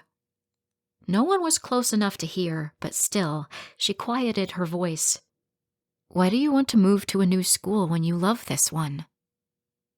He studied his ice cream for a moment before he took a bite of it and chewed, trying to think how to put it into words. "I guess it's because the school in Connecticut has some challenges that I haven't had to deal with here. I'm just feeling," he searched for the right word, "unfulfilled, like something's missing. There's a hole. Sometimes I just tell myself that I need to enjoy all the little things more, but other times I think that maybe the hole is there for a reason, you know? That maybe I should be pushing myself toward a challenge." Liz was giving him a look as she listened, searching his face. He wished he could keep looking at her to fully understand it, but suddenly Chelsea was right there saying, "Excuse me, Noah, can I talk to you for just a moment?" Sure." He looked at Liz, but knew she'd understand, then went with Chelsea as she pulled him a good 10 feet away from anyone. "You know that special surprise I mentioned at the beginning? It's a competition to find you a date." Noah's eyebrows shot up. "But I already found someone to date." Chelsea looked both regretful and apologetic. "We decided we should have contingency plans in place." He blew out a slow breath, trying to stay calm as he took it all in. "I don't need contingencies." "You two were on a first date just 2 days ago. How was I supposed to know it would lead to something more? Besides, all of this had already been set into motion before that point. And the women are here. I can't exactly cancel now." Noah ran a hand over the back of his neck and looked at Liz just in time to see her glance at her watch, just before he turned back to Chelsea. "How many?" "There were supposed to be 4, but one couldn't come at the last minute. But hey, we had planned on 4. Why don't you just ask Liz to join the competition? Maybe that'll make it less awkward. He shook his head, like that was what was going to make it less awkward. There are 3 kids who have each prepared a question to ask, and we were going to open up questions to everyone else after that. I can't stop the competition or the voting at the end, but what I can do is limit it to the 3 questions from the kids. Chelsea reached out and gave him a weird pat on the shoulder that was probably supposed to make him feel like it was all going to be okay. Then she hurried toward the stage. He turned to tell Liz the news, which would hopefully not make her want to head back to her car at a full-on sprint when a woman with black hair and a pixie cut came up to him. I just wanted to say hello. I'm Cassidy, and she was cut off by Marin, the committee chair of the Sky Full of Stars Carnival, asking everyone to come to gather in front of the stage for the special surprise. And, Cassidy said, I guess that's my cue to go. We'll talk soon. Now he understood why he kept having women who weren't parents of students come up and introduce themselves. He hurried back to Liz and quickly explained what had happened. So if you want to leave, I don't blame you at all. I can walk you to your car right now. He cringed and closed his eyes for a moment when, over the speakers, Marin said, I am so excited that tonight all of you get to be part of Operation Find Principal Knight a Wife. Yeah, you should probably go. Heat was rushing to his face. He really didn't want Liz to witness this, so he reached a hand toward her. She glanced down at it, but she didn't take it. Her gaze went to the stage, then the direction of the parking lot. Then she met his eyes. I'll do it. I'll join them on stage. Wait, for real? Liz, I have absolutely no idea what you'd be stepping into. They've kept me completely in the dark. As if on cue, Marin said into the microphone, Our contestants are making their way onto the stage right now. We have 3 students who have already prepared questions they think you'd like to hear the answers to. Then, you'll each get a chance to vote on the one you think Mr. Knight should take on a date. Well, Liz said, motioning to the stage. It looks like I'd be stepping into that. And it will help us accomplish our goal, right? She flashed him a smile, then headed toward the stage while he stood, frozen in shock, watching her. He closed his mouth so he wasn't looking so slack-jawed and made his way toward the front at the edge of the crowd so he could watch whatever horrors were about to unfold. Marin introduced the 4 women to everyone, Jenica, Rosabella, and Cassidy, the 3 women who had introduced themselves to him, and then Liz. A big number was in front of each of them, 1, 2, 3, and 4, in case the kids didn't remember their names. She invited the 3 kids to come up to the mic to ask the women questions, and part of him wanted to go into the school and hide in his office. The other part couldn't look away. A 4th grader stepped up to the microphone, whose actual, unfortunately well-suited birth certificate name was Rowdy, a student who had spent more than a few afternoons in his office as they talked about behaviors that were and weren't okay in a classroom. Let's suppose, Rowdy said as he stood tall at the microphone, that you went out to dinner with Mr. Knight and he seemed frustrated. And when you asked him what was wrong, he said something about a kid whose teacher had sent him to the principal's office. What would you do? Noah tried not to laugh. The question was so very Rowdy, and he kind of wanted to give the kid a fist bump just for coming up with it. Okay, if all the questions were like this, maybe he could handle this competition. Not that he liked it, but he wasn't feeling quite so on edge about it. Liz answered first. Well, obviously, I would suggest he go easy on the kid.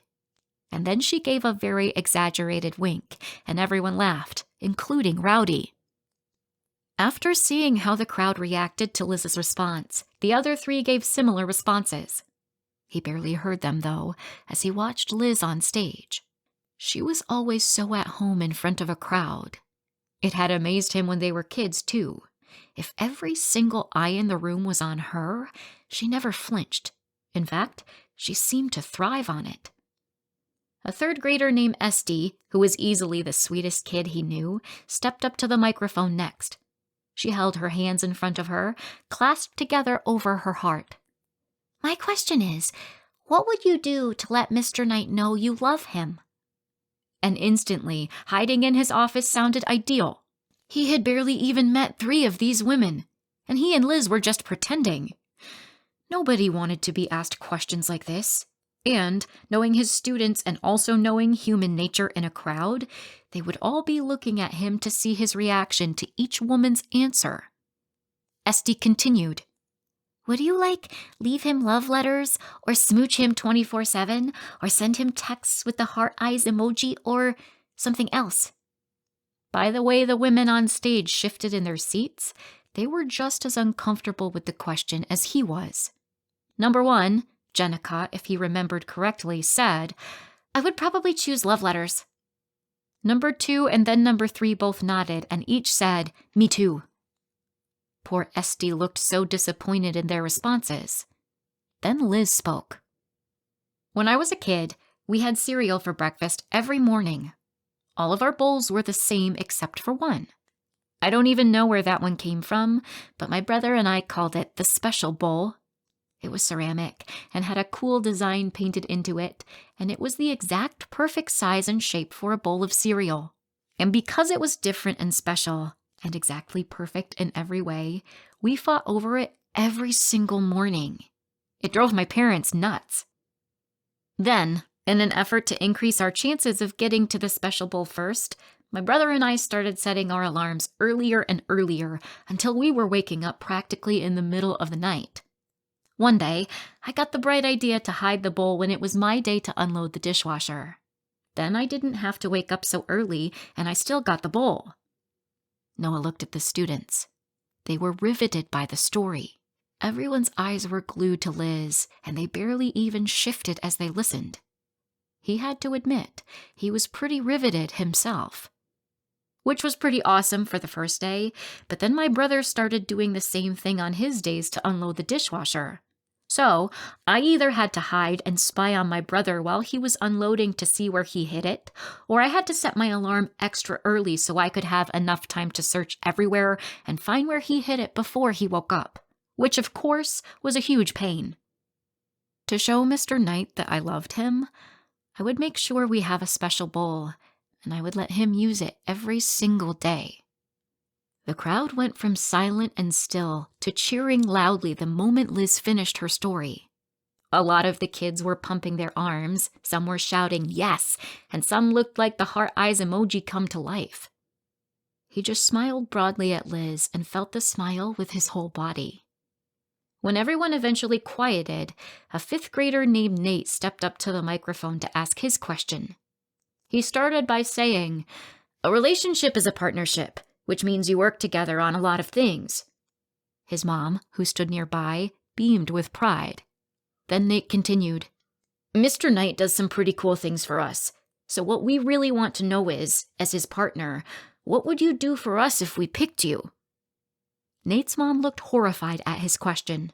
She turned to him and hissed, "That's not the question you were supposed to ask." Then she threw an apologetic smile at the contestants. But the kid just kept his eyes resolutely on the 4 women on stage, determined to get their answers. When it was Liz's turn, she said, "Let me tell you about something I shared with the 5th graders last week." And then she told them about how awesome Camp Silverleaf was, and how they would each get to do a 2-day camp during their 5th grade year, and that they'd be able to do a 5-day version the summer after 5th grade. She told them a little about all the fun things they'd be doing too. It wasn't as long as the presentation she'd given to the 5th graders during the school assembly, but it did plenty to excite every single student in attendance. As she talked, he thought back to how intimidated he was by her when they were growing up. She had always been a force of nature, and he had always been a little afraid of being in the path of that force. But even though he'd been a bit afraid of it back then, he had still admired it. Now, though, he loved seeing that fire in her. He loved seeing how fully she invested herself in an idea. She was exactly what Camp Silverleaf needed, and he was glad she was in that role. His students were going to benefit greatly from it. Marin reminded the crowd what number each of the contestants was, and then had the students all line up in front of a table where they could vote by pressing the button on a clicker for the number of the contestant they wanted to see Noah date. He had to admit that he was actually nervous as he watched that line quickly move through the voting.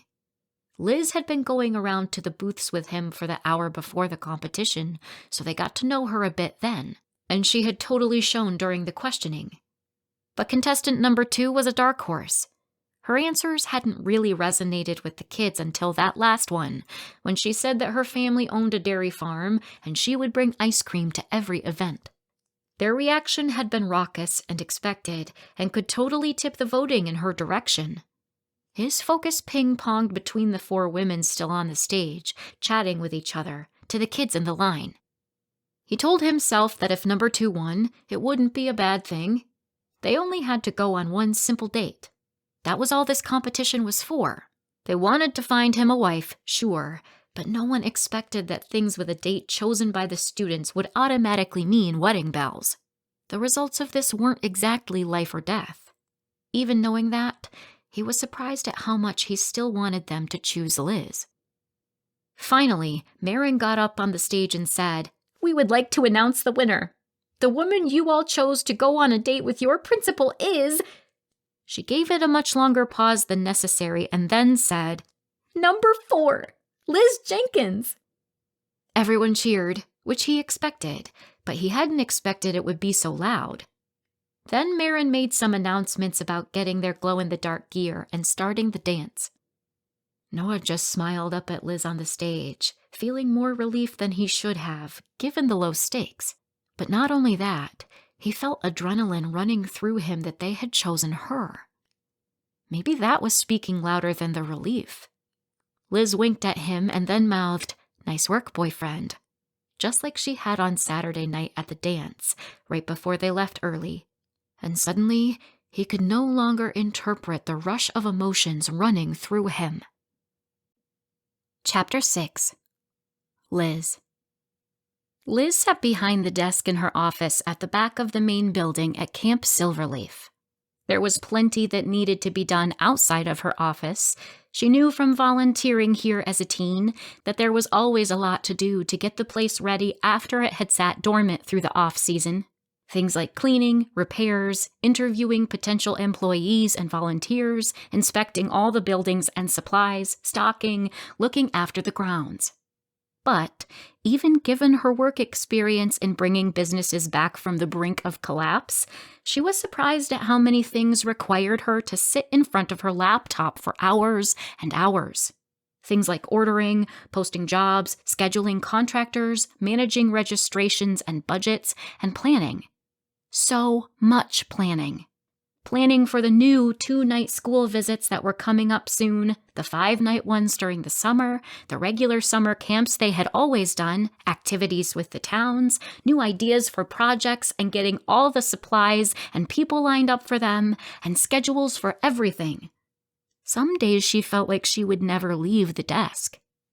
And their first 2-night camp with Silverleaf Falls Elementary was only 8 days away. She knew that with their limited staff, it would be tough to pull off in the time they had, but they would pull it off, even if she had to work day and night. "All the supplies for the leaf collecting activity are gathered and ready to go," Savannah said as she walked into Liz's office. "And I got lunch." "Oh, Savannah, you are a godsend. Do you mind if I eat it in here while I work?" Liz hadn't realized how hungry she was until the mere mention of food. And was that warm bread she smelled? Savannah wasn't standing close enough for Liz to reach one of the bags, but still, she pulled the bags back. "I do mind. You are absolutely not eating it at your desk." Liz blinked up at her friend. "You can only have this if you come outside with me. It's slightly chilly, so you might want a jacket, but the sun is shining and it's beautiful."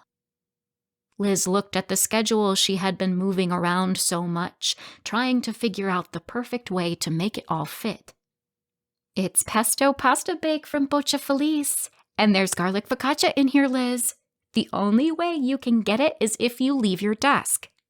Savannah opened the top of the bag and fanned the air just above the bag with her hand, like she was trying to send more of the scent in Liz's direction. But Liz could already smell how delicious it was, and her mouth watered and her stomach growled in impatience. "Okay." Liz saved her work and stood up. "You win. I will follow you pretty much anywhere to eat that right now."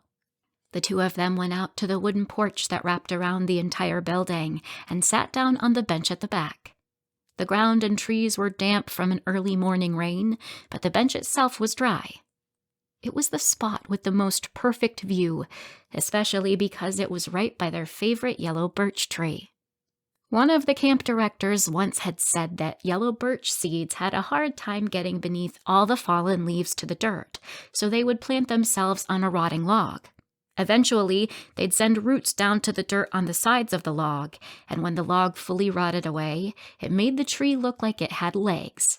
This one had wavy legs, and back when she and Savannah had been 11, they named this one Dancing Diva. The spot also had a great view of the white-barked paper birches, some eastern hemlocks, red maples, and at least 6 other trees that she still could name, thanks to her summers here. Plus, Otter Creek was only about 100 feet away, and its gurgling sounds had always felt magical to Liz.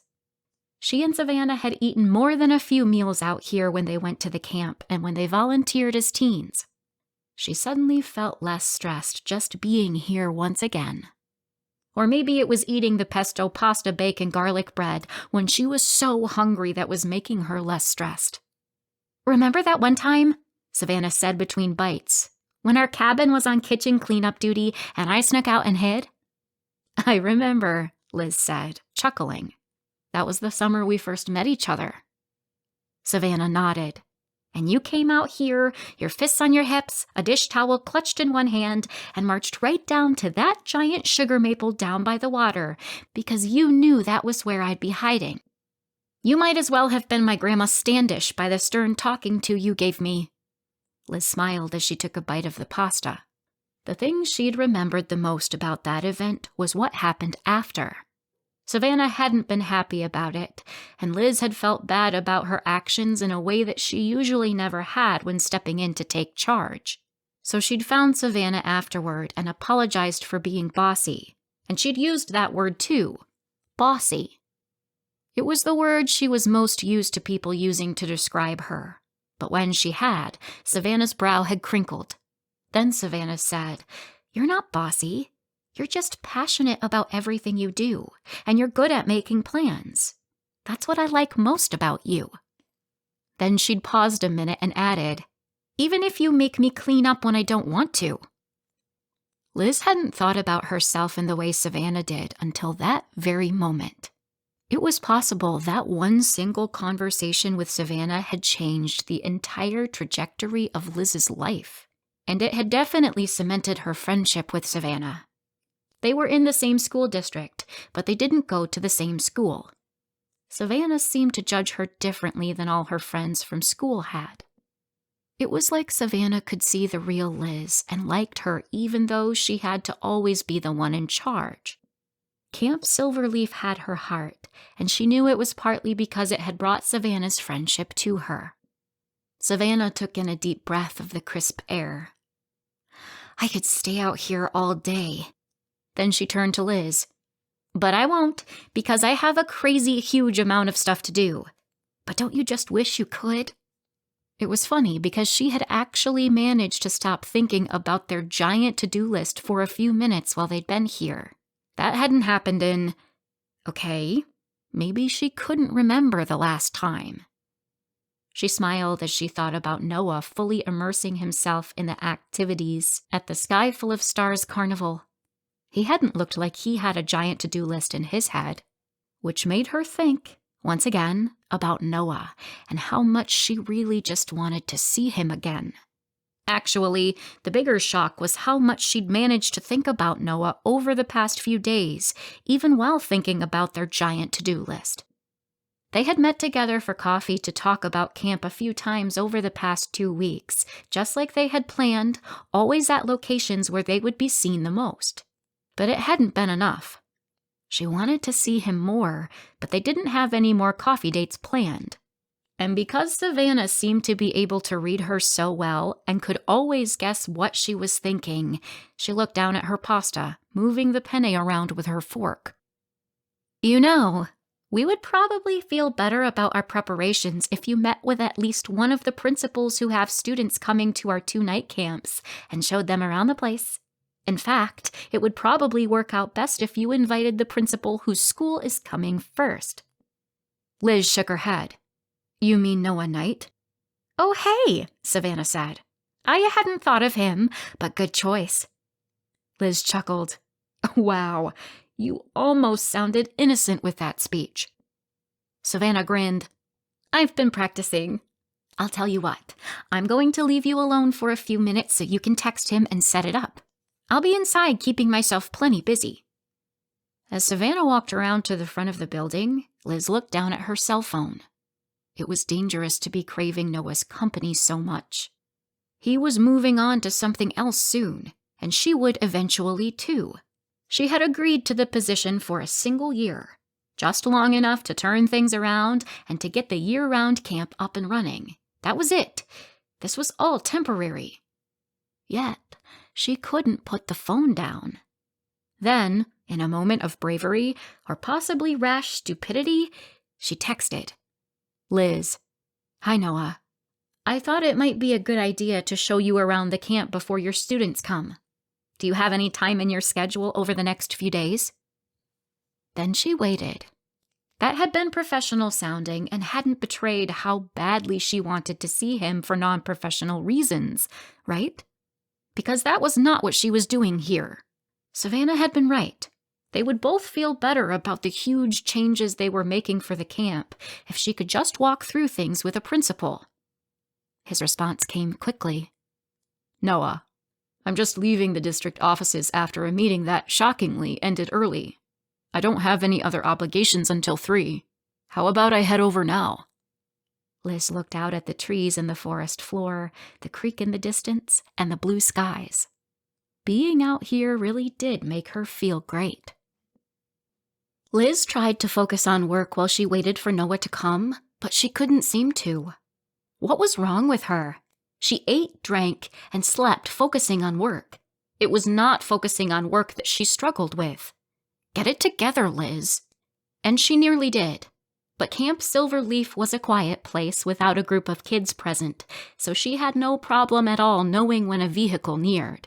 The second she heard Noah's car, her body reacted, and a buzz of anticipation flitted through her. It was ridiculous. "We are just talking business," she reminded herself. Whether he was an attractive man or not, she wasn't looking for a relationship. Ever. But then he stepped out of his car, and he was wearing a suit coat. All she could think of was dancing with him when he was wearing that perfectly fitted suit at the Sky Full of Stars dance, and her stomach fluttered all over again. So she told her stomach to chill out, because when it came to dating, she knew 3 things quite well. 1, she liked being in control, and she couldn't control love. That meant it was dangerous. 2, she didn't want to be like her parents. And 3, guys didn't like when the woman they were dating was too focused on her career. Dating Doug had proved that. Her career was super important to her. That was why she had decided that being married to it was enough. So she kept things right on the border between casual and professional, and nowhere near romantic, as she showed him the cabins where the students would sleep, the main cabin where they would eat and do group activities, and the area where they did the stream studies. They stopped at the area right in front of the main cabin, a wide open space where they had a lot of outdoor activities, and Noah looked around. "This is a really great place. I'm excited for my students to be here." Liz didn't realize how badly she needed that validation until she heard it. She'd never needed it for any business she'd stepped in to fix, but this was different. This one held a place in her heart that no other job had. This camp felt like home more so than any home she'd ever lived in, including the one she'd grown up in a 20-minute drive from here. "You spent every summer here as a kid, right?" Liz nodded. Show me your favorite place." She turned around, trying to think of her favorite place. She'd already shown him all the best areas where the students would be doing activities. Then it hit her. The hideout. It wasn't a space that was used at the camp for any activities, but was still in the area they were free to explore. She and Savannah had found the hideout their first summer together and had escaped to it every year since. As they walked through the grassy area toward the woods, the sun came out, finally, and it caught Noah's tie pin, drawing her eyes to it again. It was the same one he'd been wearing at the school when they'd met, at the Sky Full of Stars dance, and at the school carnival. She took a guess that it had meaning to him. "I'd love to hear about your tie pin." "Oh." Noah actually looked embarrassed. She hadn't guessed he'd be sensitive about it. "You don't have to tell me." "No, it's okay." He looked upward, squinting into the brightness, and took a deep breath. "Kind of a long story. I just had made a goal early on to be a principal and got a little obsessive about it and was maybe a little too driven to really enjoy life." He grimaced.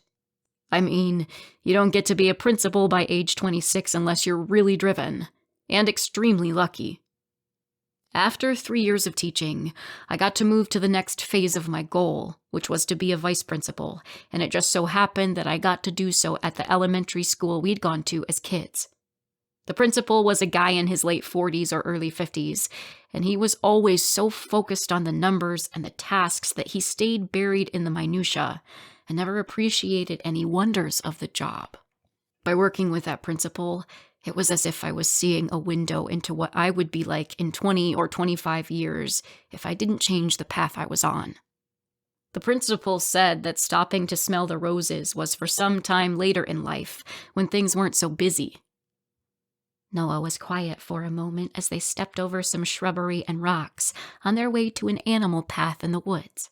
Then he looked down and said, "And then he died, just 2 months into the school year. And it hit me that he had spent his whole life planning to eventually relax and enjoy life, but he never got a chance to, possibly because he never stopped to relax and enjoy life." Liz led them to the path made by animals that wound slightly uphill as it took them deeper into the woods, and they walked, mostly watching their own feet. Noah drew in a long breath. "About that same time, I read that in mid-19th century Paris, people would sometimes take turtles for walks in the park because it would force them to slow their pace and enjoy their surroundings more. So I decided that I was going to start enjoying the wonder of everything around me, to stop and smell the roses, to take a turtle for a walk. The principal's death had been hard on everyone, but I'll always be grateful to him for what he taught me." "That's beautiful," Liz whispered. She stopped and studied this man's earnest, open face, speechless.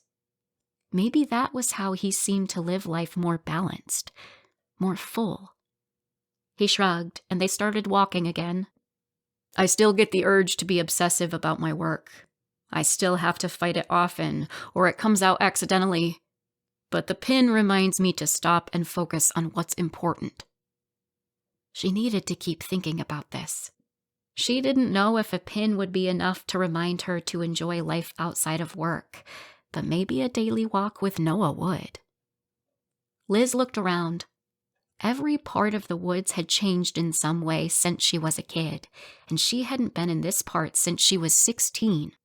It was possible it wasn't even here anymore. She kind of wished she hadn't brought him out here to see it, because if it was gone, she didn't want the memory of it tainted. Then she spotted the tree in the distance. Without thinking, she instinctively reached out and grabbed Noah's hand to pull him off the path toward it. As soon as she felt the warm comfort of his hand in hers, she dropped it. Through their fake dates, holding his hand had somehow gotten to be such a natural thing that she'd done it without thinking. But there was no one out here that they were trying to fool, and it was just the two of them. She wasn't looking for anything more from Noah. They reached the hideout, a yellow birch, just like Dancing Diva. Except this one must have planted itself on what had been a massive fallen tree before it fully rotted away, because each of its 4 legs was nearly 5 feet tall. A wall of shrubs grew right up to it on the backside, curving around to the sides just a bit. She walked over to it and ducked under the tree between 2 of the legs. Savannah and I used to bring a blanket up here and spread it out and hang out, talking, playing games, or even eating lunch. It's far enough off the path that not very many other people even knew about it. Noah ducked under the tree legs and went into the hideout with her, and suddenly it seemed so much smaller than it had when she and Savannah were kids. With this tall, broad-shouldered man sharing the space with her, they were close. Close enough that, with the recent humidity from the rain, her glasses fogged up a bit from their breath. She had stood just as close to him at the dance, and even several times at the carnival, but this time it all felt more charged, like all of her nerve endings were on high alert, and she was able to notice everything. The feel of his breath on her skin, the way his short dark hair curled ever so slightly right by his ear and at the base of his neck, the way his left eye crinkled when he smiled, the way the facets in his green eyes shone, even in the shade of the tree. She swore she could even feel his heartbeat in the close space, unless that was just her own heartbeat, aching to be synchronized with his. "You cannot kiss this man, Liz," she told herself, as forcefully as she could manage. But then he reached up and ran the backs of his fingers along her jawline, starting from just below her ear, pausing right at her chin, leaving a trail of electricity in its wake, and she could no longer think. Nothing existed outside of this tree cave with its open sides and the shrubs surrounding it with leaves that were just budding and coming to life. "Liz," he breathed, and his words felt like they were carried by the wind, caressing her cheek, and she wanted nothing more than to keep hearing her name on this man's lips. And then his phone rang. He straightened so quickly that he smacked his head into the underside of the tree and let out an oof as he fumbled to get his phone out of his pocket. Just like that, the spell was broken. What had she been thinking? What had he been thinking? This relationship was only pretend for very good reasons. She could only faintly hear the person on the other end of the line, but she heard the phrase, "Since you couldn't make it back in time for the meeting." Noah immediately lifted his watch, glancing at the time. Then he shook his head like he was baffled that he could have somehow forgotten and said, "Yes, I can join by phone." Then he gave Liz a sorrowful look and mouthed, "I'm sorry." "No problem," she said, and they both ducked out of the hideout and made their way back to the animal trail. Noah mostly listened on the call as they followed the path back, but when he did talk, it was clear that at least part of the meeting was about him sleeping on the roof in 2 days. They were within a dozen feet of where his car was parked at the edge of the cabins when he finished the call and put the phone back into his pocket. He looked at her, then dipped his chin for a moment and moved the dirt on the ground with the toe of his dress shoes that were muddied from traipsing through the woods. Then he met her eyes again. "Well," he said, "that wasn't exactly what we planned." Liz shook her head and stood tall. "We obviously need to be more careful about only seeing each other when we are trying to convince other people." She couldn't believe the words that were coming out of her mouth. She really didn't have a reason to see him again until his students came here for camp in 8 days, and the thought of not seeing him for so long seemed unbearable. But she had to stay away, and she was strong. Neither of them wanted a relationship, which meant neither wanted emotions involved. Spending time in situations like they were just in wasn't wise. Noah nodded once quickly, then opened his car door. "Oh, speaking of convincing other people, do you want to go to a family thing with me? We get together the second Saturday of each month between April and September, the same Saturdays that they do Movie on the Green. Then we all walk over to the movie. There will be lots of family, food, and games, your basic get-together. Convincing my family that we're dating isn't necessarily vital, but it would sure help keep my grandma off my back. I don't know if you remember my grandma, but she can be rather fierce, especially if she feels like it might impact the existence of future great-grandbabies. Are you interested? She wanted to say yes. With every ounce of her, she wanted to say yes to whatever let her see Noah again soon. And that was exactly the problem. She needed to be focusing on all the big changes she was trying to enact at Camp Silverleaf, not on this man who, simply by being who he was stealing so much of her focus. Now that she realized exactly how attracted to him that she was, spending more time around him was dangerous to her plans. She needed to stay away. So she shook her head. I think I better not. He didn't say or do anything for a moment. Then he gave a small nod, and his lips formed something like a smile that didn't have any happiness behind it. Okay. Maybe I'll see you at movie night? Maybe, she said, but really meant probably not. Noah got in his car and drove off, and Liz turned and walked back to the main building and her office. She had always seen herself as a master of self-control. She needed to constantly be on her guard to not let a little thing like her attraction to Noah Knight make it all disappear. Chapter 7. Noah. In typical spring fashion, the weather went from sunshiny and warm to rainy to freezing cold, each day apart. Noah rubbed his hands together to warm them. They probably should have waited to plan the exact date for him to sleep on the roof until it was close enough that the weather report showed unseasonably warm instead of winter-like cold. 5 minutes before the bell rang to dismiss the students, Chelsea had gotten on the intercom and reminded the students that today was the day their principal was sleeping on the roof, and since he always wore his turtle tie pin, the PTA had bought him some turtle pajamas to wear. He had made a show of climbing up the ladder to the flat part of the roof right when school got out, and set up his tent as kids were walking home and parents were in the carpool lane, lined up, ready to pick up kids. The PTA had hung up a big banner on the side of the school, right below where he had set up his tent, that said to drive by with their family in the hour before sunset to honk and wave. They even brought him warm soup and hot bread, which he devoured. The pajamas, though, were something else.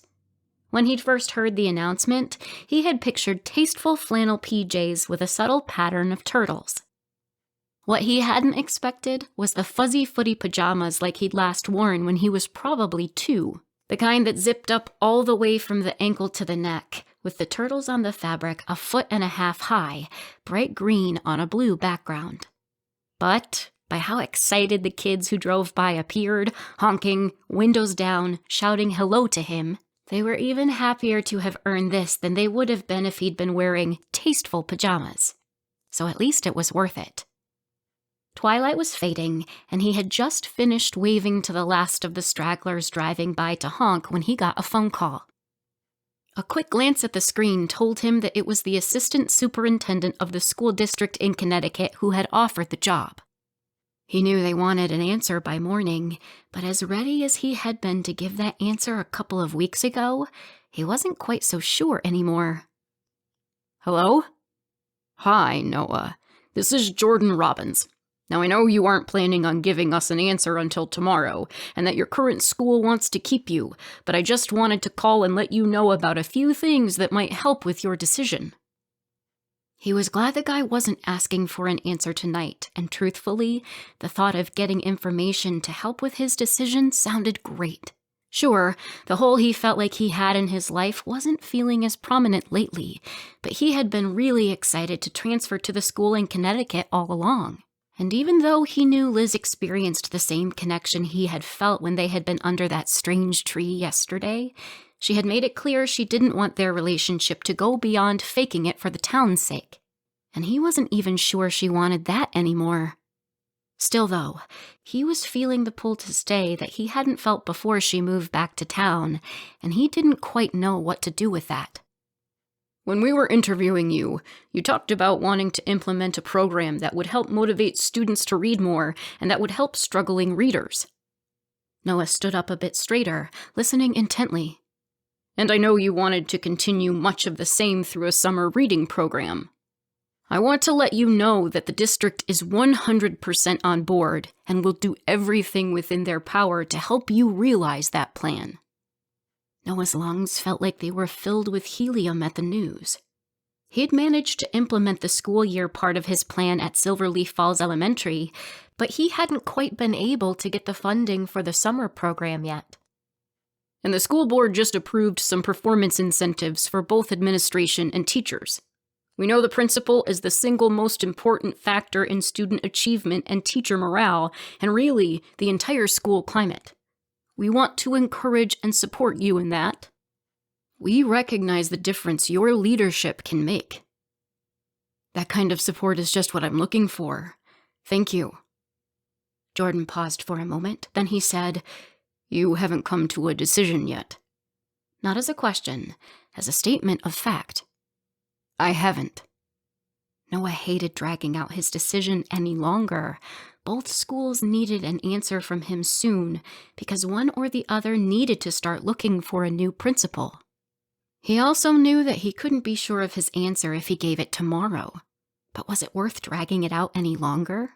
He really did want to be the principal at that school, and Liz really didn't want a relationship.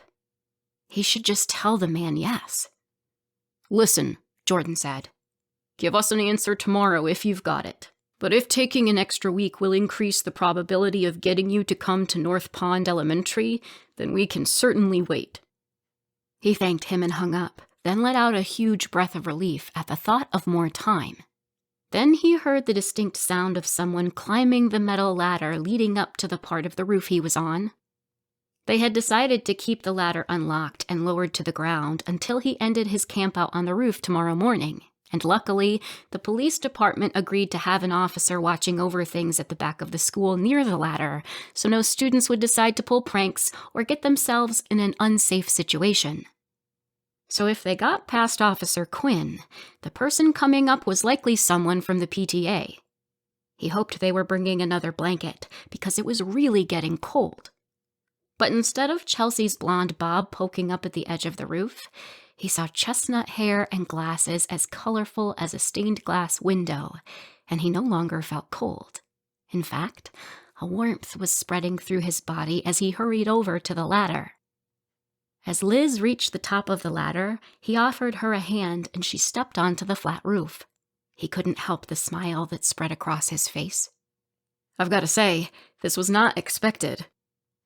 She blushed and looked down at the gravel on the rooftop, a bag hanging from her shoulder, her hands moving across her jeans like she was smoothing them out, and it might have been the most vulnerable he'd ever seen her look.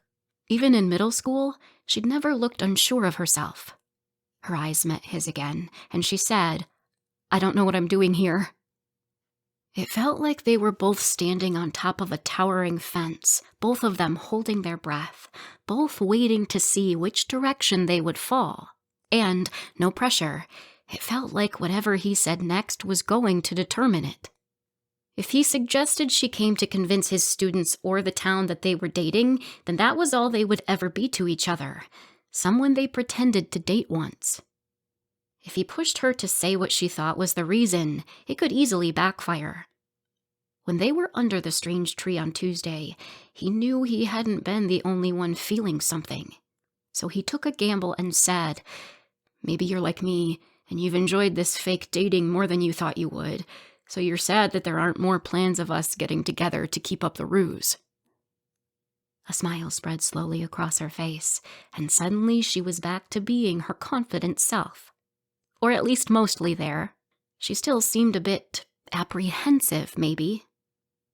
"Or maybe," he shrugged, "you saw Mr. Coyle get up on this roof to retrieve a stray ball so many times as a kid, and you were dying to come up here yourself, so you took the first chance you got to be on the roof." She let out a breath of a laugh, keeping her eyes gazing into his. "It was definitely the stray ball thing, and," she said, glancing toward his tent, "it just seemed wrong that you were up here camping and there were no s'mores." She lifted the shoulder that held the bag, making it raise a bit. The look she gave him made his insides melt and told him that she very much had felt the same way as he had while they'd been under the crazy tree with legs. She stepped a bit closer to him. And suddenly he was very aware that he was wearing footy pajamas with big turtles printed on them. By the way Liz's eyes flicked down to his outfit and then back up, an amused smile on her face, she was also very aware of it. He cleared his throat and nodded at the bag. "You've got a campfire in there?" "I didn't think Mr. Coyle would appreciate us starting a campfire on his roof, so I've got something better." She glanced down at the gravelly surface of the roof. "Do you have a blanket that we can sit on?" Noah ducked inside his tent and looked around. When he'd hauled the tent and his sleeping gear up the ladder to the roof, it had felt like he was bringing a lot of stuff.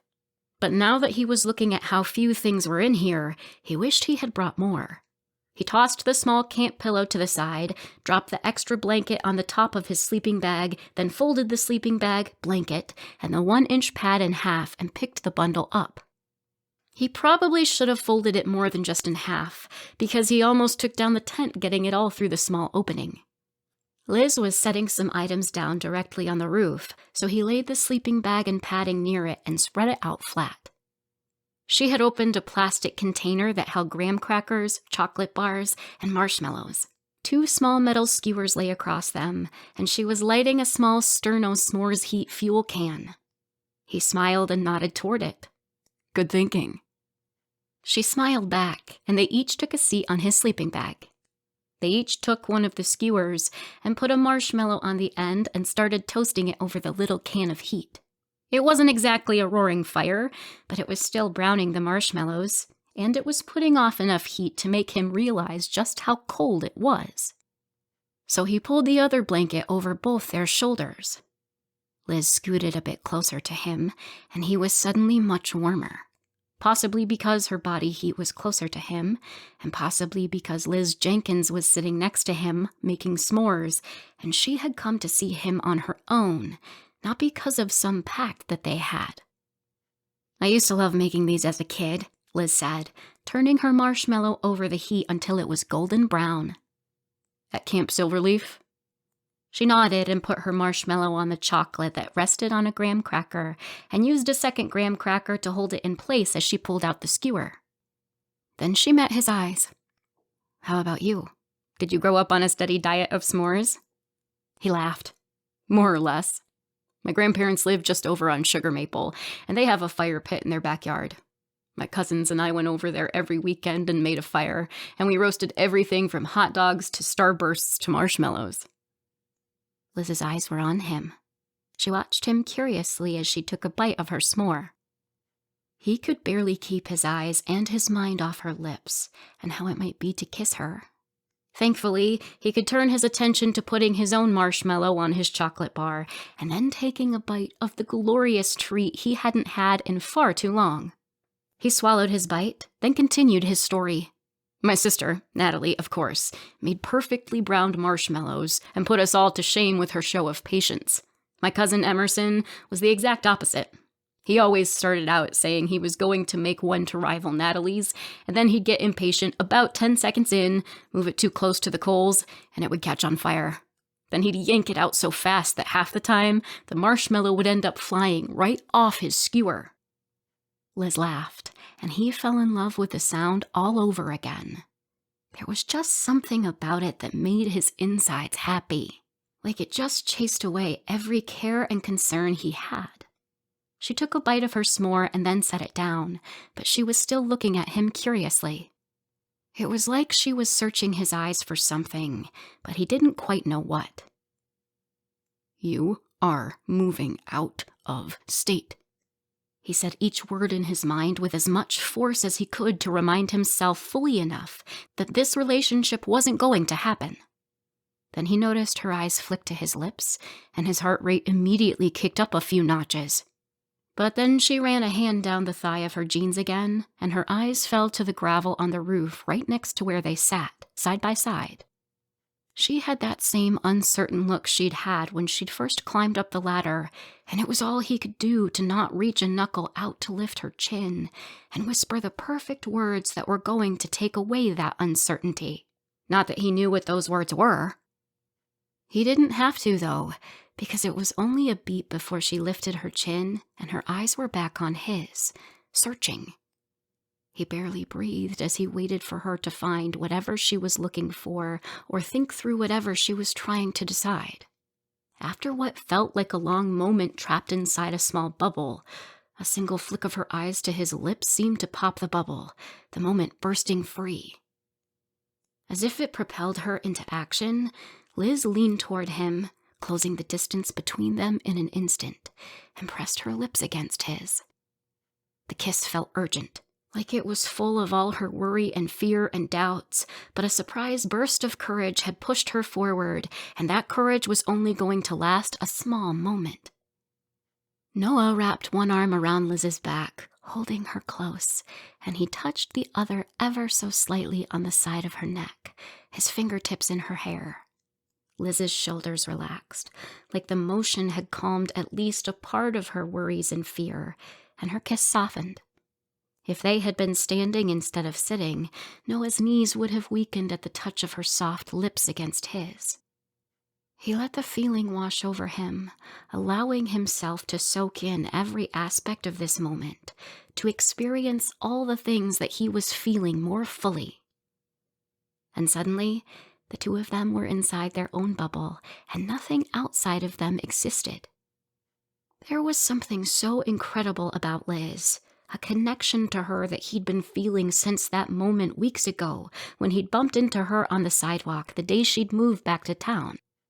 A connection that felt all the stronger by their kiss. Liz reached a hand out and placed it on his chest, and energy seemed to flow through him at her touch, a warmth that was filling his entire body. Then she moved the hand up to the back of his neck and entwined her fingers in his hair, and goosebumps exploded down his back and arms at the feel of her fingers against his skin. She broke the kiss and pulled back just enough that they could breathe, and he was sure her heart was racing as much as his was.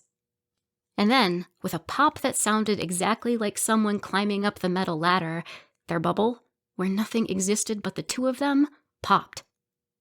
"Are you freezing yet?" Chelsea's voice sounded from somewhere below on the ladder.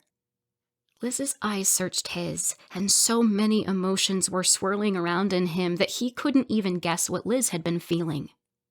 Then she gave him a smile that melted his heart just as fully as they'd melted the chocolate moments ago. "It's a bit colder than we expected," Chelsea said, and he could tell by her voice that she was nearing the top of the ladder. "So we thought we'd bring extra blankets." Then her head poked up and she said, "Oh." Noah stood and hurried over to help Chelsea with the big bag she had somehow managed to carry up the ladder, then grabbed hold of her hand to help her onto the roof. Chelsea's husband, Chris, was right behind her on the ladder, a bag in his hand too. Chelsea looked between Noah and Liz. "I can go. I'll go." "It's okay," Liz said. "I need to get back to the office." He wished he could beg her to stay longer, but she was already putting the bag that had brought the s'mores ingredients on her shoulder. Besides, he was still so dazed by her kiss that he wasn't sure he could form actual words. Liz walked over to the stairs as Chelsea's attention repeatedly flew from Noah to Liz, and he knew they must be giving off more clues through their body language than she could take in at once.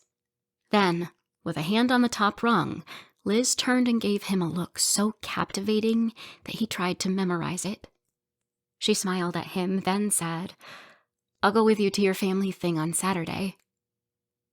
He watched as she swung around to the other side of the ladder and descended.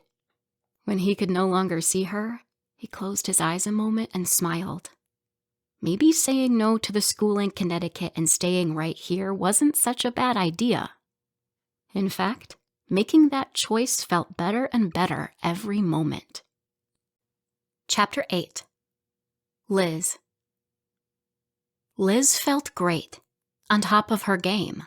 Even though it was a Saturday, the full Camp Silverleaf staff was there, doing all the last-minute preparations to receive their first group of campers next Thursday afternoon.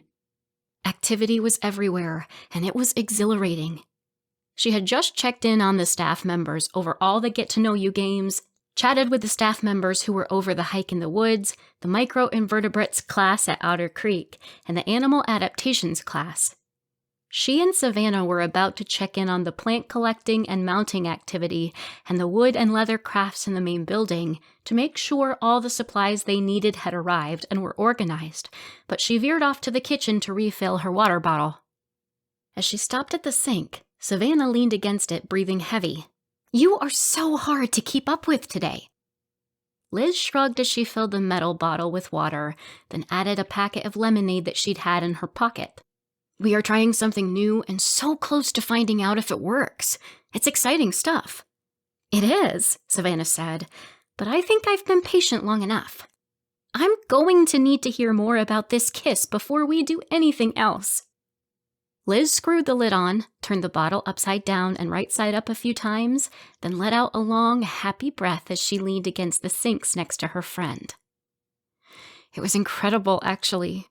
All the time in movies, books, or TV shows, a couple will kiss and then they say it was the most amazing kiss of all time, life-changing even, and I never really got it. I mean, you can be a bad kisser, sure, and you can be a great kisser, but the range from good to bad isn't really that huge, you know? Savannah nodded, so Liz continued. A kiss is a kiss, right? But after last night, she sighed just thinking about it. I realized that those kisses weren't great because of technique or whatever. They were great because of the person doing the kissing. Savannah made a squealing sound. So it was one of those life-changing kisses? She couldn't think of it that way. It definitely ranked up there with the greatest. It was as if Noah's eyes could see so much. They could read her emotions and body language or whatever, and he actually cared about what it told him. It was as though she could feel his respect for her radiating off of him and how he was looking out for her. When she had climbed down from the roof the night before, she turned and looked back up. Noah had been standing up there, probably watching to make sure she got to her car safely, even though she was right next to the officer's car who was watching the building. He gave a small wave, and she couldn't help but think how amazing he looked, in spite of the turtle footy pajamas he was wearing. No, not in spite of it. Because of. She loved that he was so willing to do something like dressing crazy pajamas because it meant something to his students. Everything she found out about this man made her respect him that much more. And that was to say nothing of how attracted she was to him. "So you're going to the movie on the green tonight?" Savannah's question came out more like a statement. "I don't know yet. I only agreed to the thing with his family before." Whenever she thought about the movie and sitting on a blanket on the grass next to Noah, snuggled up against his side, her head on his shoulder, it sounded pretty great. She took a drink of her lemonade, then closed the spout and stood up straight. They still had a lot to do. "You should go," Savannah said as they walked out of the kitchen and into the main room that doubled as a cafeteria and a gym. "You need to get more involved in town things. It'll help you feel more connected to the town and feel more at home here." Liz gave her friend a look. This wasn't the first time Savannah tried to get Liz to participate more, but Savannah's reasons weren't compelling at all. "I don't want to feel more connected to the town or to have it feel more like home.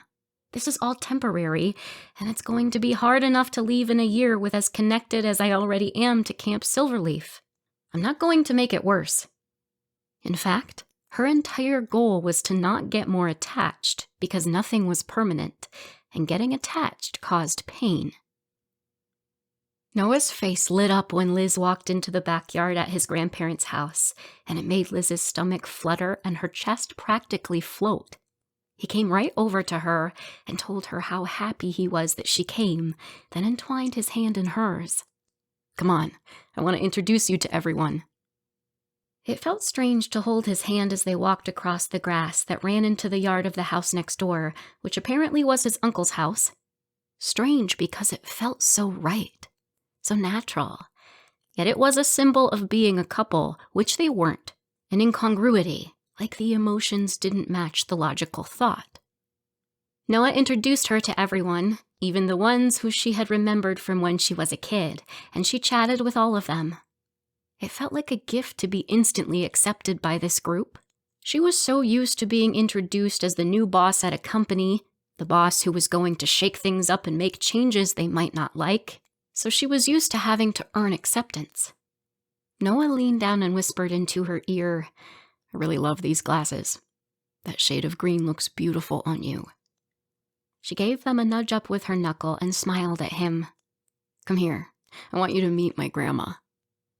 Noah introduced Liz to Judith Knipe, a white-haired woman sitting in a lawn chair, who Liz didn't remember at all. Not that she'd known Noah well enough back in high school and before to know who his grandma was, but she didn't recognize her from town either, which, now that she thought about it, wasn't that abnormal. She had been pretty focused on her own thing back then. Liz offered her hand to shake, but the old woman just held it in hers for a moment and then gave it a squeeze. "You must be a remarkable woman. I haven't seen Noah's face glow like this in forever, I suppose." Noah immediately looked down, his face flushed, which made Liz smile. "Noah told me that you grew up here," Judith said, and it made Liz smile even more to know that he had talked to his grandma about her. "So I guess you knew him back when he was a scrawny little thing who couldn't stand up to so much as a strong breeze." "I did, but he hasn't told me the story about how he gained all his confidence since then." "That's because he's embarrassed to talk about it. But you're in luck because I'm not." She winked at Noah, and Noah looked down and moved his shoe over the grass, back and forth.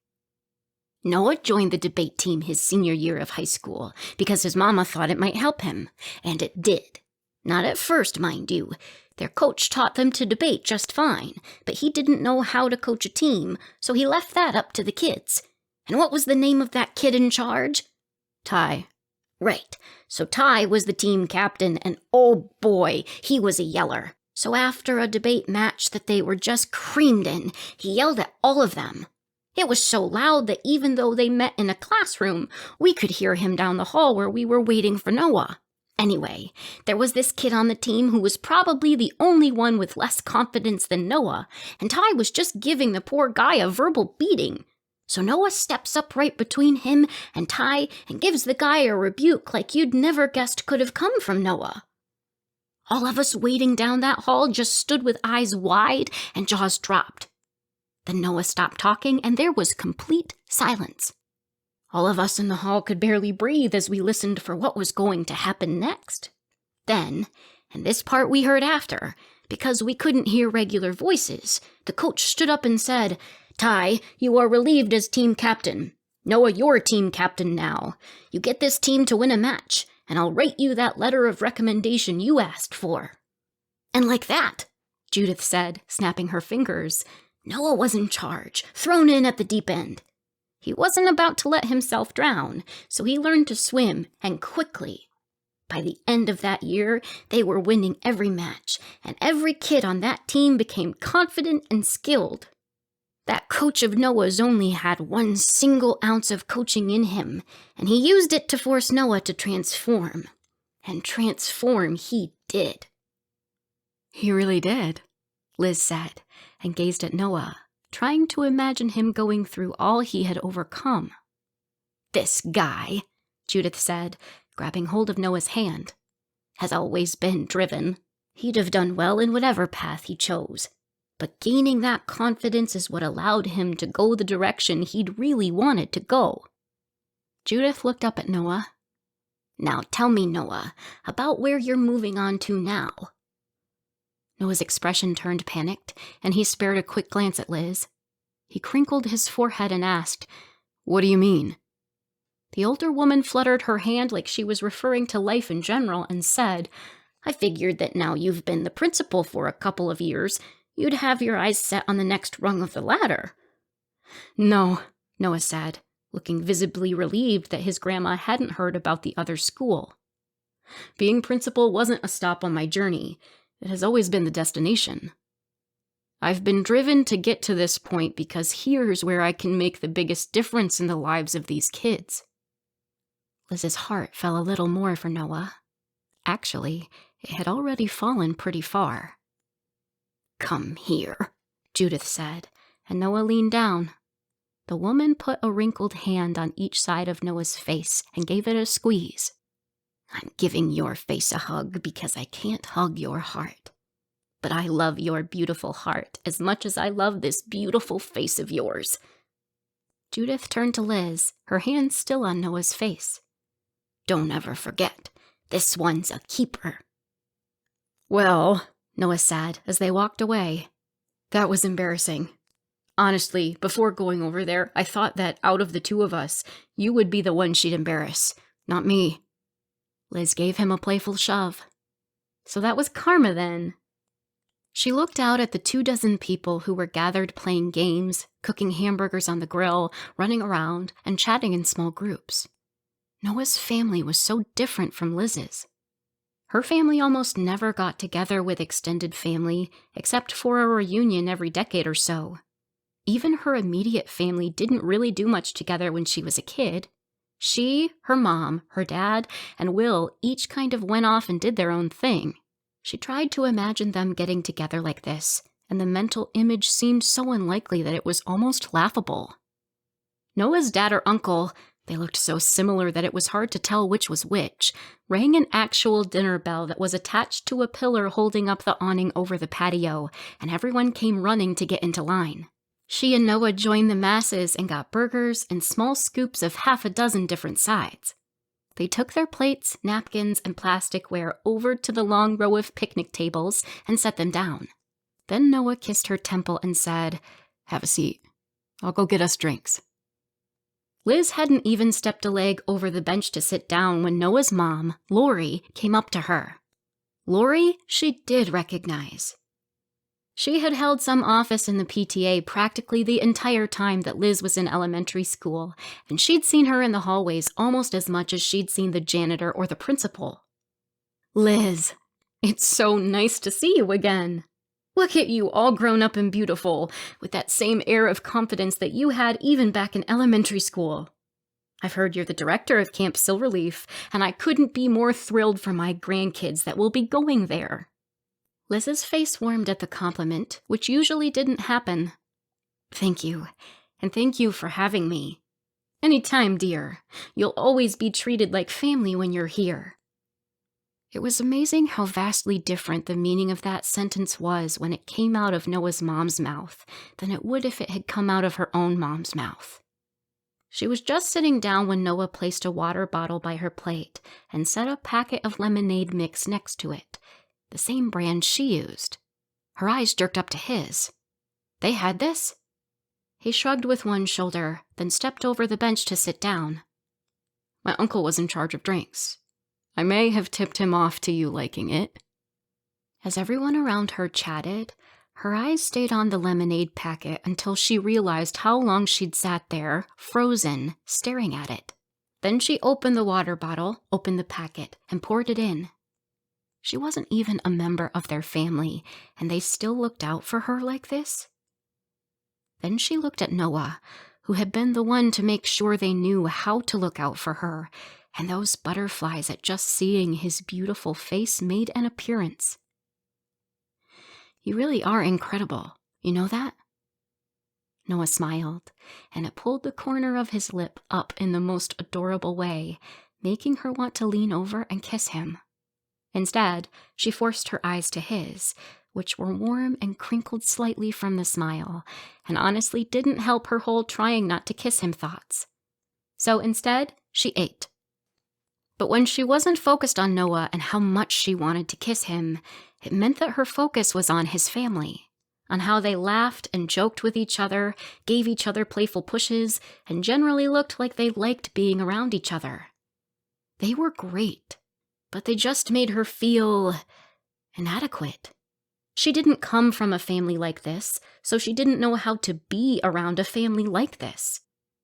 What minuscule how-to-be-a-functional family skills she might have once had were now rusty, if they were there at all. After they finished eating, a little kid who was 4 or 5 and might have been Noah's cousin but was probably the son of a cousin came up to him. "Noah, are you going to the movie on the green?" "I sure am, buddy." The kid pumped his fist. "Yes!" Then he gave Noah a fist bump that turned into some kind of complicated hand maneuver bump shimmy move that no one knew the steps to. "I added something," the kid said.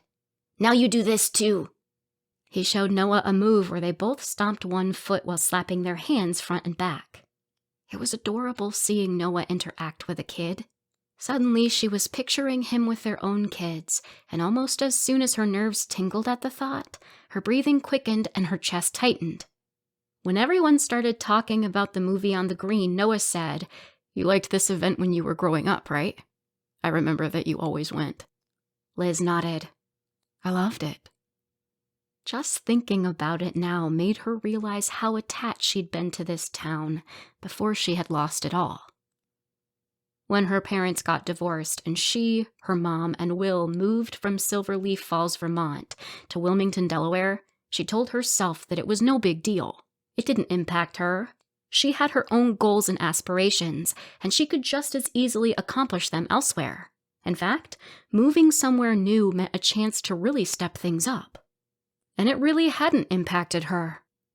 Or at least she thought it hadn't. But since moving back to Silverleaf Falls, she started to realize that she had built a pretty impressive wall around the part of her heart that contained Silverleaf Falls. When she'd gotten news at age 16 that they were moving, she had very carefully laid cinder block after cinder block around that part of her heart until she had completely enclosed it all.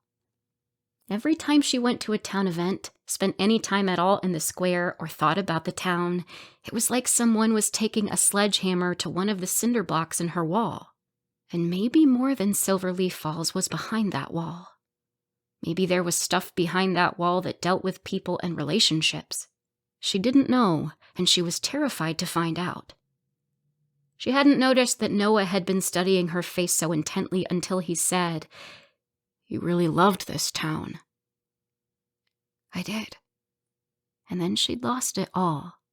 The words had come out with more emotion than she had planned, and she quickly tamped it down. She couldn't get attached again. And she definitely couldn't while she was in the midst of falling for Noah. It would be like taking a wrecking ball to her wall. Rebuilding it after having all the bricks shattered would be more than she could handle. Her chest was getting tighter, and the difficulty breathing was making her lightheaded. He seemed to sense that she was struggling and needed a distraction, so he put an arm around her and they walked toward where a couple of people were loading some camp chairs on a wagon. When they arrived, they helped with the loading process. It was a sweet gesture, but it hadn't worked as a distraction. She looked around at this big, beautiful family and the beautiful man who was pulling her right into it all. She could feel all the love surrounding her, but couldn't take it in. Her outer shell was too hard. She wasn't built for this and wasn't good enough for all this. What she was good at was working. Helping companies to fix what they were doing wrong and getting them on the right path was what she excelled at. Her feelings here were uncomfortable and messy and confusing, and all she could think of was the peace and assurance that came from knowing exactly what she was doing while she was working. That place where she knew who she was and what she was doing and exactly how good at it she was. That place where she knew what to expect and where everything made sense. Where things were crystal clear, not murky. She couldn't see here. Everyone started covering all the leftovers and taking them inside, and she knew they were about to head over to the movie on the green. Her phone buzzed in her pocket, so she pulled it out to see the email notification. It was from their leather supplier, saying that their order for a different school's camp in a couple of weeks had been shipped, but she took the opportunity to stare at it a moment, concern on her face. Even though they were surrounded by people all talking to each other, no one noticed the look on her face and placed a hand on her back. He leaned toward her slightly and whispered, "Is everything okay?" She shook her head and put the phone back into her pocket. "I need to go into work. I'm sorry. I'm going to have to miss the movie." Noah stood up straighter. "Oh, okay." He glanced toward the side of the house, the direction where their cars were parked. "I'll come with you and help." She shook her head. "There's nothing you can help with. You should go to the movie. Your family will be sad if you miss." She could tell that he was about to protest, so she added, "Really, stay with your family." His face fell, and so did that crinkle by his eye that was there every time he smiled. She wanted to reach out and put a hand on his cheek and fix all his hurts. But wanting to fix all his hurts was dangerous too. Even if she could allow herself to fall so deeply, it was still just temporary.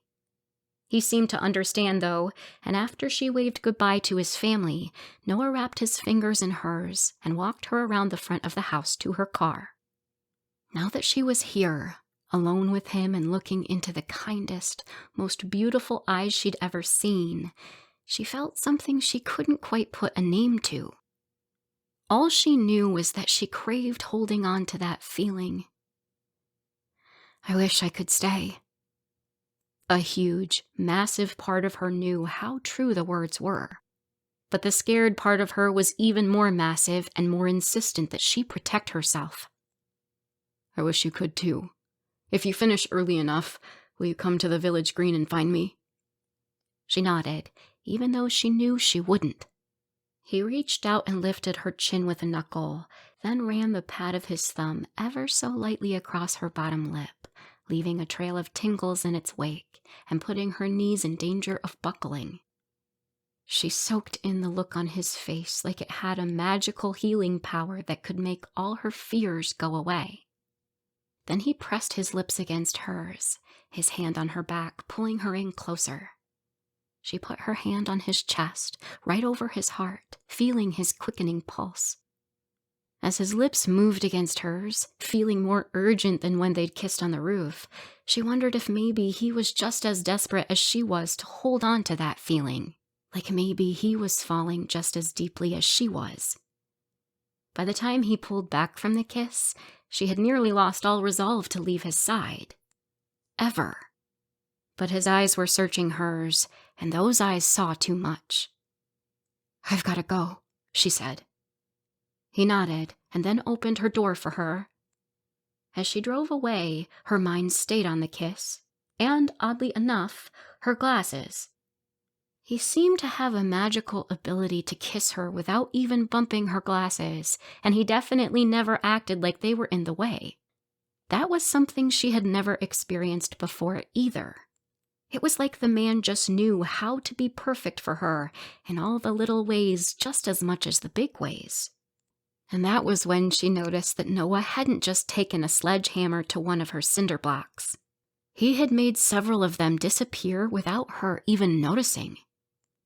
Instead of continuing toward home, where Savannah was and would surely try to talk her into going to the movie too, Liz turned her car to take the 20-minute drive to Camp Silverleaf to work.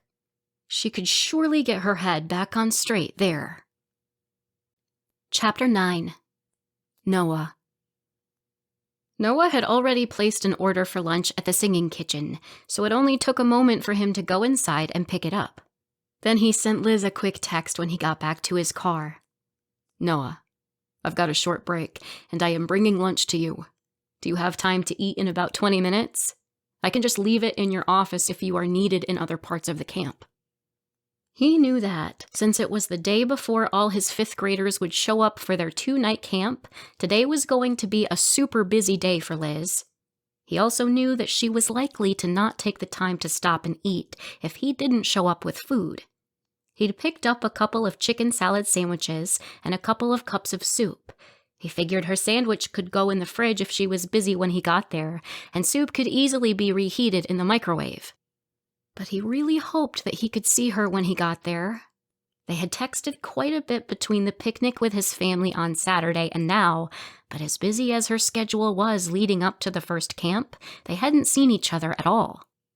He enjoyed texting her quite a bit, but it also left him confused about whether she wanted a relationship. He had tried bringing it up with her, but she always deflected the conversation. He suspected that she didn't know the answer herself, or hadn't figured things out quite yet. He could be patient, although he didn't actually have a ton of time. It was already Wednesday, and he needed to let the school in Connecticut know his answer by Friday. Would he be moving soon? He wasn't any closer to that answer than he had been the night he'd camped on the roof. If there was a chance that things could work out with Liz, he would turn down the job in a heartbeat. But if she wasn't interested, it wasn't something he could pass up. He was halfway to Camp Silverleaf when Liz's text came in. "Liz, this is the best news I've heard all day. Thank you. I just got back to my office and will be here for a bit. I'm meeting with our accountant at 1:30 though, so I won't have long." Noah did the math. It should give him about 15 minutes there with her. That might actually be better because then he wouldn't have to worry about being late to his meeting with Miles Westover. Miles was the only member of the school board who had been against hiring Noah as principal at Silverleaf Falls Elementary, so not being late would be best anyway. After pulling into the parking area, he took the bags of food and quickly walked to the main building, squinting in the bright sunlight. He didn't want to lose out on any of the time she had to spend with him. When he walked into her office, her face lit up so much that it eased the worries he'd been experiencing. She gave him a hug and a quick kiss on the lips, and he relished the small moment she was in his arms. As she walked back around to her side of the desk, she said, "Thank you for bringing food. My stomach has been growling, and I didn't know if I would get a chance to grab a bite." One glance at her massive whiteboard on the wall with the list of all the things that needed to happen told him that she really wouldn't have. They sat down and started eating. Staff members came in every minute or two to ask questions, so they didn't get a chance to talk much. Before he knew it, there was a knock on Liz's doorframe, and he turned to see a woman with blonde hair that was pulled back, a laptop under her arm. Liz looked up. "Katie, hi, come on in." Noah quickly cleaned up his lunch, putting his half-eaten sandwich back in its container and closing it, as Liz pushed the rest of her lunch to the side, clearing a space for Katie's laptop. "I'm so sorry. It's okay. I knew you'd be busy. I'll get out of here so you two can work. Katie is the best. My parents use her as their accountant, too." Katie blushed and busied herself, plugging in her laptop like she wasn't comfortable with the attention. He picked up his sandwich container and headed to the door. Liz moved his chair around to the same side as her chair for Katie, then followed him to the doorway. He ran a hand down Liz's arm until he got to her hand, then lifted her hand and gave it a kiss. "Good luck with it all. Let me know if you would like some help tonight." Liz nodded, and he added, "Sometime next week, after you've successfully pulled off Camp Silverleaf's inaugural school year camp, we'll have to go out and celebrate." She nodded again, but it was a hesitant nod, like she was unsure if they should plan something so far in their future. She was so unsure about the two of them that she didn't want to make plans for next week. "Is everything okay?" "Yeah," she said, running a hand through her curls and glancing back toward her desk. "Just busy. You'll be coming with the students tomorrow?" He nodded, and she said, "Okay, I'll see you then." As he drove back to Silverleaf Falls Elementary, he couldn't shake the thought that Liz wasn't interested in a relationship with him. Things just seemed off today. Over the last few days, actually. She had been distracted, sure. That was to be expected with all she had on her plate right now. But it was more than that. He thought back to their first meeting in his office 6 weeks ago when she had pitched this camp. She said she had exactly 0 interest in dating anyone. She'd wanted all of her focus to be on this job. He had assumed that things had changed for her when she'd come to see him on the roof of the school. Maybe they hadn't. It was such a busy and stressful few days for her, though, so it wasn't the right time to discuss it. He pulled into the parking lot of Silverleaf Falls Elementary a full 7 minutes before his meeting. He was even able to get to his office without getting waylaid by anyone, so he decided to pull up his email quickly to see if he needed to deal with anything urgent before Miles arrived. As soon as his eyes landed on the email from Jordan with the subject line, "We hope to get a yes from you soon," he clicked on it before even seeing what else was in his inbox and scanned the email. He talked again about how much the school district wanted him to be the principal of North Pond Elementary, how much they couldn't wait to implement all his ideas, and how much they respected him and were willing to answer any concerns that he had. Excitement rose in him at the thought of taking the helm there, So much so that he hadn't noticed the time until Miles walked into his office. Noah immediately stood, shook the man's hand, and offered him a seat. Then he asked the man about his family. "They're good. Hey, listen, let's just dispense with the small talk. I am here to discuss your summer reading program proposal." "Oh?" Noah sat up straighter. "Yeah. We've decided not to back your request." "What? Why?" "We've just chosen to earmark the funds for other things. There wasn't enough for all the schools to implement your program, and we didn't want to alienate the more established principals by giving something extra to one who's still wet behind the ears." The hair on the nape of his neck stiffened. He had almost finished his second year as principal, nearly 3 if they were counting the year he was the acting principal here, and he'd proven himself over and over. This was more about Miles's ego than it was about Noah, or Silverleaf Falls Elementary, or the reading program. His jaw clenched. "Did you at least sign my grant application? Your grant would only get you half the money you need." With more insistence, emphasizing each word, he asked again, "Did you sign my grant application?" Miles let out a long breath like Noah was a child he was trying to be patient with. "Not that it'll do you any good, but fine. We'll sign." Miles stood up, a clear end to the meeting, and started walking toward the door. Noah followed, and Miles stopped at the doorway, paused, and turned toward him.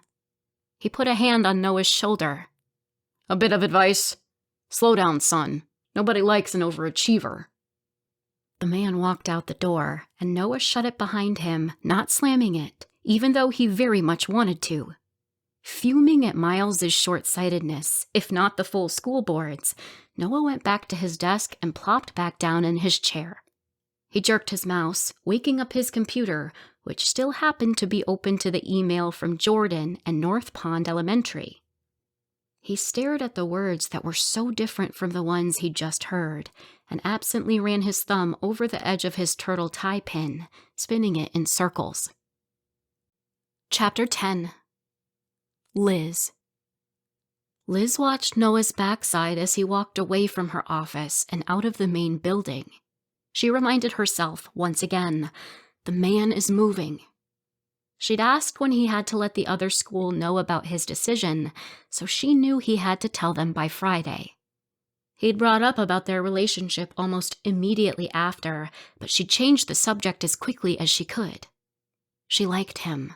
She really, really liked him. But the feelings between them were temporary.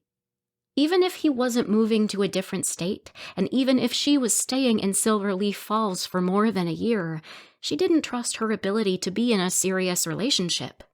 She was 28 years old and had only managed it once before. And her relationship with Doug had only worked because he was so easygoing.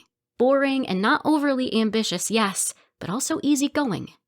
The fact that it ended was proof that not only could she not hold on to a relationship, but that her long hours would eventually drive even the most patient guy away.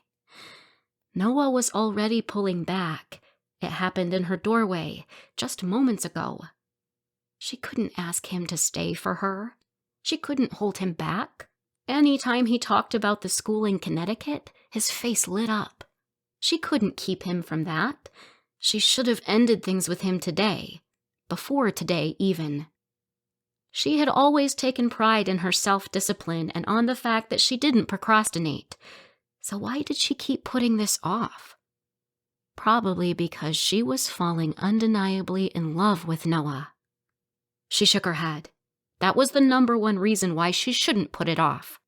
The longer this went on, the more damage she was doing to her own heart.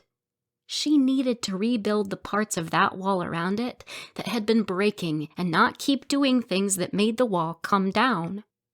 It was there to protect her. She needed to let it do its job. She walked around the desk and sat down in her chair next to Katie and, putting her elbows on the table, let her forehead fall into her upturned palms.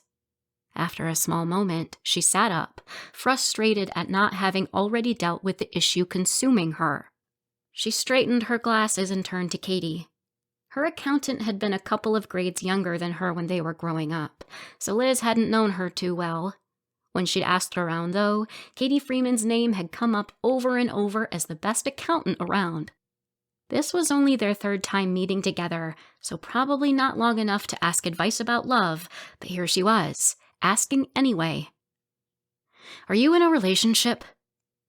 Katie glanced at Liz, then her eyes went back to the spreadsheet open on her laptop screen. "Happily, no." "Oh. So you don't believe in finding the one and happily ever after and all that?"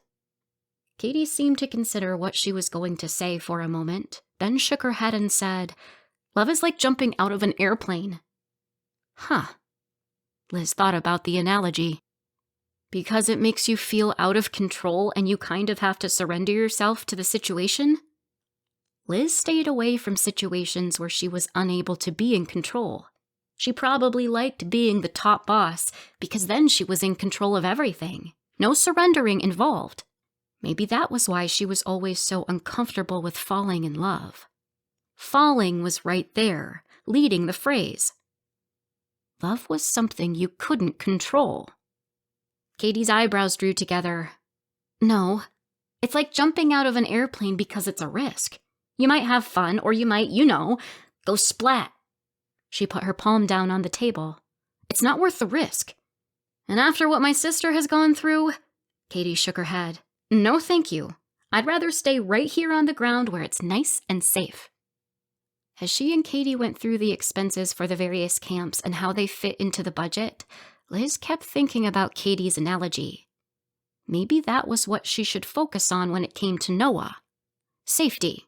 Safety for him in knowing what job he would be going to and knowing that he would love it, instead of living with the uncertainty of staying here, not knowing when things were going to end with the person you were dating. And safety for her by protecting her own heart. After they had finished going through all the financial stuff, and Katie was wrapping up the cord for her laptop, Liz's phone rang. She glanced down to see it was her mom. Liz hadn't talked to her in weeks, and she knew she wasn't going to have a free minute to call her back anytime soon, so she picked it up. Her mom didn't usually talk long anyway. She said goodbye to Katie, and then pressed the icon to answer the phone. "Hi, Mom." Then she went over to the giant whiteboard in her office that contained the list of all the things that had to happen before the students arrived tomorrow afternoon. She could feel the clock ticking. She should probably reprioritize this list. "Hi, sweetie. I've got news to share. I've decided to move." She didn't know what news she was expecting her mom to be calling with, but that wasn't it. "Why? Where?" "I'm thinking Rhode Island or New Hampshire, maybe even somewhere like West Virginia." "That narrows it down. How soon are you moving, and why?" "The for sale sign went up on my house today, so it'll depend on how quickly it sells." Wow. Soon then. She started telling Liz about how she needed something new in her life and figured that new scenery would do the trick.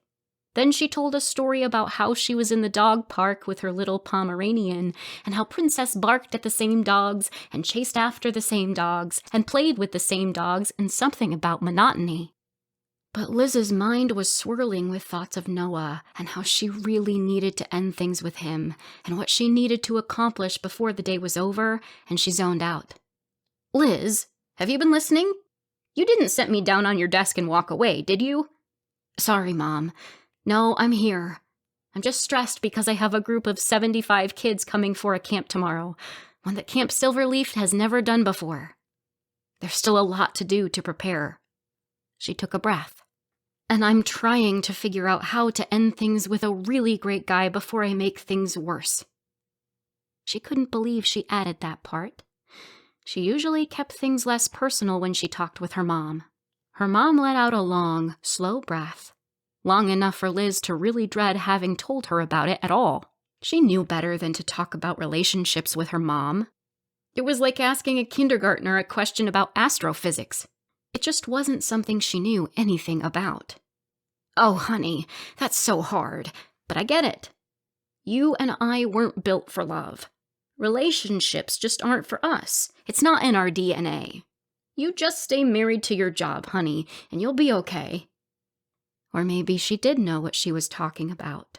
because she just wrapped up Liz's thoughts and fears in one little nutshell. Chapter 11. Noah.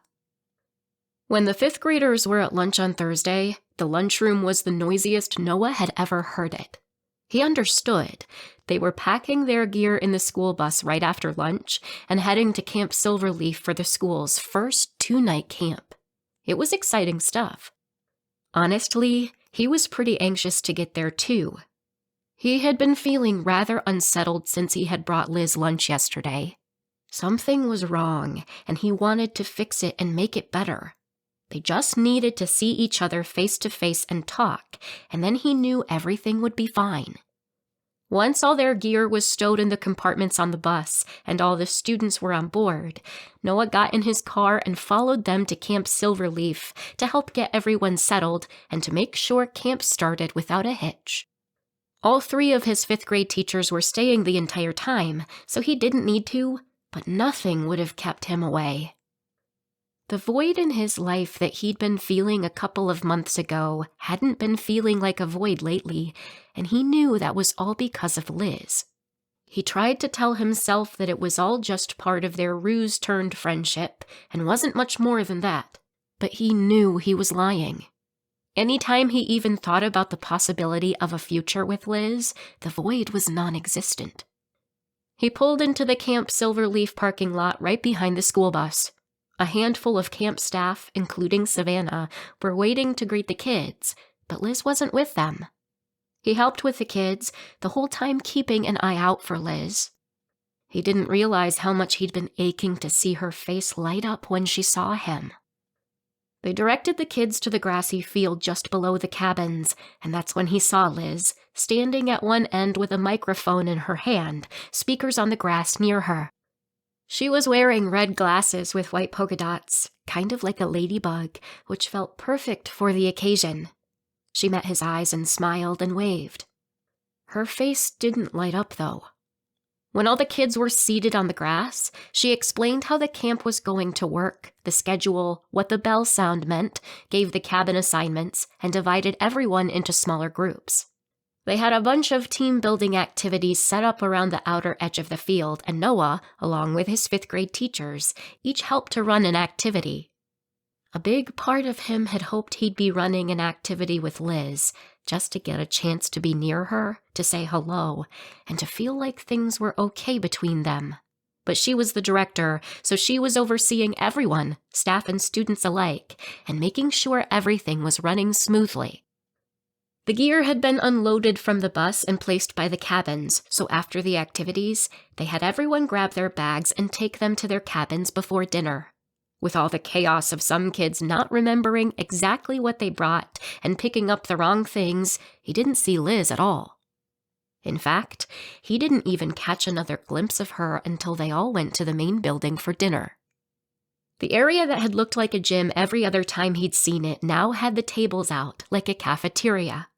Once all the kids had their food and the adults were getting theirs and finding a seat at the adults' table, he finally got a chance to walk right up to Liz. "Do you think we could talk in your office for a minute?" She nodded, and they both went to her office at the end of the building, away from the cafeteria. He exhaled in relief when it was finally just the 2 of them. He smiled as he stepped closer to her. "You did it. You pulled off a miracle, and now your first camp is here. How do you feel?" She put a hand on her forehead, pushing her hair back a bit. "A little bit exhausted, actually, but it feels pretty great to have them here. We've already learned so much that's going to help us make things even better for the next group."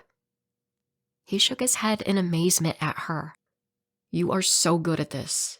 That you can step into a big company and boss around the executive staff and tell them all the ways their business is failing and how to fix it, and then turn around and be this good with kids is astounding."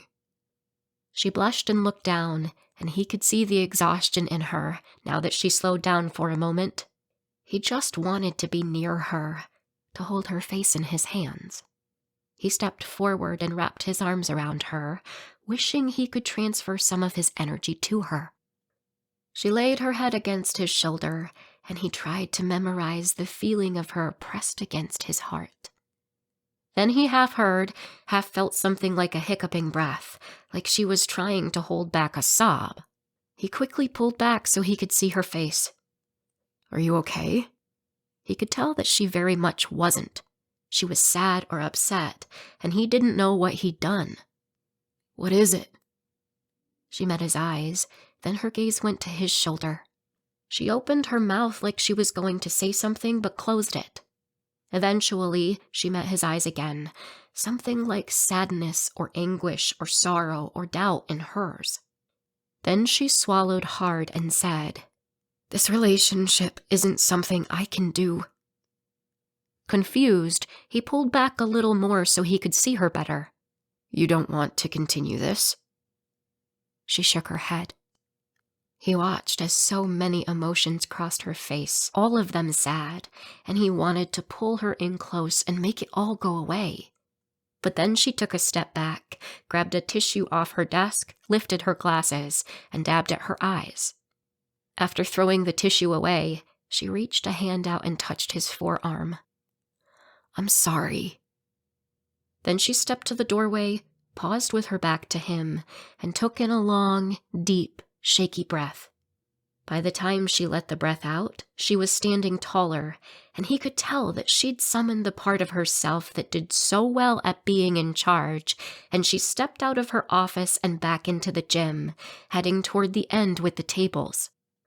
She didn't want a relationship with him. The knowledge was crushing. He stayed in her office for a few long moments. Then, when he thought he could handle it, he walked out too. Liz was back in her role as director, all smiles. He had watched as emotions played across her face enough over the last 6 weeks that he'd have known something was wrong behind the smiles, even if he hadn't known the reason. Knowing that he, himself, was the reason was more than he could bear. When her eyes met his, he gave her a sad smile and a nod, then he walked out of the main building and headed home. Chapter 12. Liz. Liz had an Olympic athlete-level focus. She thought that, for sure, directing all of the camp's activities would take her full attention and not leave her any time to think about Noah, especially since this was their first camp, so every single aspect of the camp was new and not just a habit. She was so very wrong. She was entirely off her game. She kept a smile on her face, though, so the kids didn't seem to notice. She just hadn't known that ending things with Noah would hurt so badly. Breaking up with Doug had made her sad for a minute, but she bounced back almost instantly. She had never felt pain in her heart like this before, and it was there constantly. It was there as she broke the kids into 3 smaller groups and started their night game activities outside, making sure all the adult leaders were spread evenly through the groups. It was there as she made sure all the activities ran smoothly. And it was there as they got the 3 campfires going, one group around each campfire. Once they broke out the roasting sticks, marshmallows, chocolate, and graham crackers for s'mores before their storytelling activity, she nearly lost it.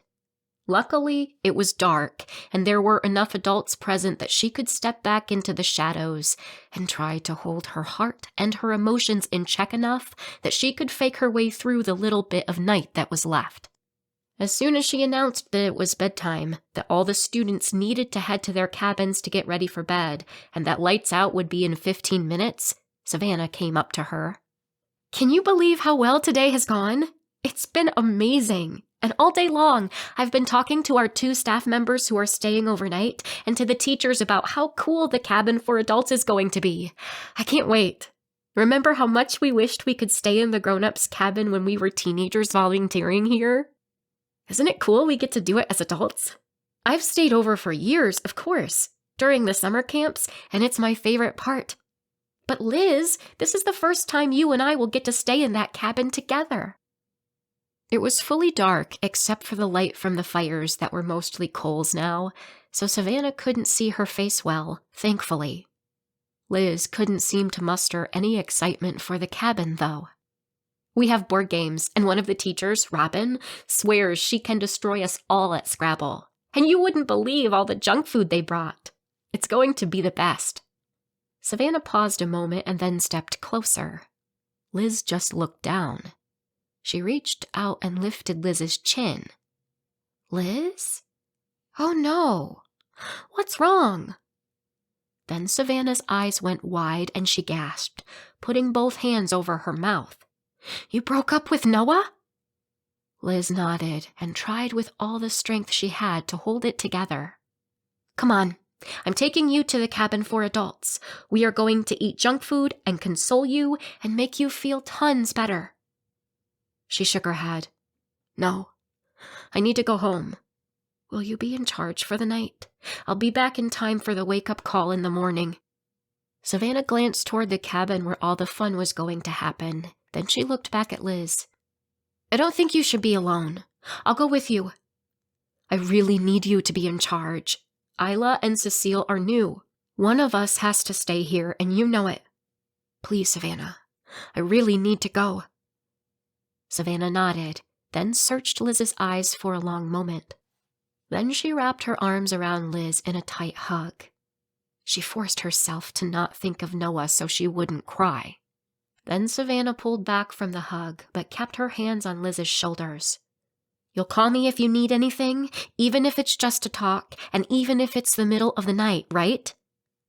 Liz nodded. "Okay, now don't worry about camp. I'll keep everything running until you get back." Liz thanked her friend and headed home to their empty apartment and finally let herself cry. She thought she would only cry for a few minutes, but the tears just kept coming. Thoughts of just a few hours ago when Noah had taken her into her office and wrapped his arms around her filled her mind. He'd been so comforting mere moments before she broke things off with him. All she could think of was how badly she needed those comforting arms around her now. She had ended things with him to protect her heart. It didn't matter that she had tried to stop it. It broke anyway. Chapter 13. Noah. Noah had been in a daze after Liz ended things last night, and he'd spent most of the night thinking about their conversation and every interaction they'd had since he'd first bumped into her on that sidewalk 6 weeks ago. Today, everything hurt. Not just his mind and his heart. Everything did. It was like his entire body was reacting to Liz, pulling herself out of his life. In the middle of all the pain, he thought about his relationship with Marissa. They had dated for over 8 months and had even talked about whether they should get married or not. He'd only known Liz again for 6 weeks, yet this hurt was so much more intense. And now, as he should be getting ready for school, he felt awful. He couldn't pretend that he wasn't. Kids were incredibly perceptive, especially when you didn't want them to be. Since they all knew from the events at the carnival that he was dating Liz, if they saw him today, they'd know something was wrong and ask all the questions he didn't want them to ask. And then they'd go home and tell their parents that he was sad, and that it was probably because of a breakup, and who knew what kind of tidal wave of help from them would be coming his way. So he called the school's secretary, and when she answered, he told her he wouldn't be coming in today. "I'm confused." Noah took a deep breath. "I'm not doing well, so I won't be in." "You're sick?" He pinched the bridge of his nose. "Yes, let's go with that." "But you're never sick. I don't think you've ever missed unless it was for a meeting or something planned. Are you okay?" "No, Ronine. That's why I'm calling in sick." "Does everyone know what to do? We haven't exactly had to deal with this before." "Just please cancel any meetings I have scheduled. The 5th graders are gone, so there are that many fewer issues that could arise. If anyone calls to talk to me, just let them know I'm not in today and ask them to leave a message. Same as if I was gone to a meeting. I'm sure Chelsea Vaughn can help out if needed." He'd never actually regretted his decision to not have a TSA acting as a vice principal until this moment. "Okay," Ronine said. "Now don't you worry. We'll take care of everything here. Are you sure you're okay?" He didn't want to tell her no again, so he just thanked her and hung up. His sadness was too big for his apartment. It was too big for him. so he put on his running shoes and headed outside.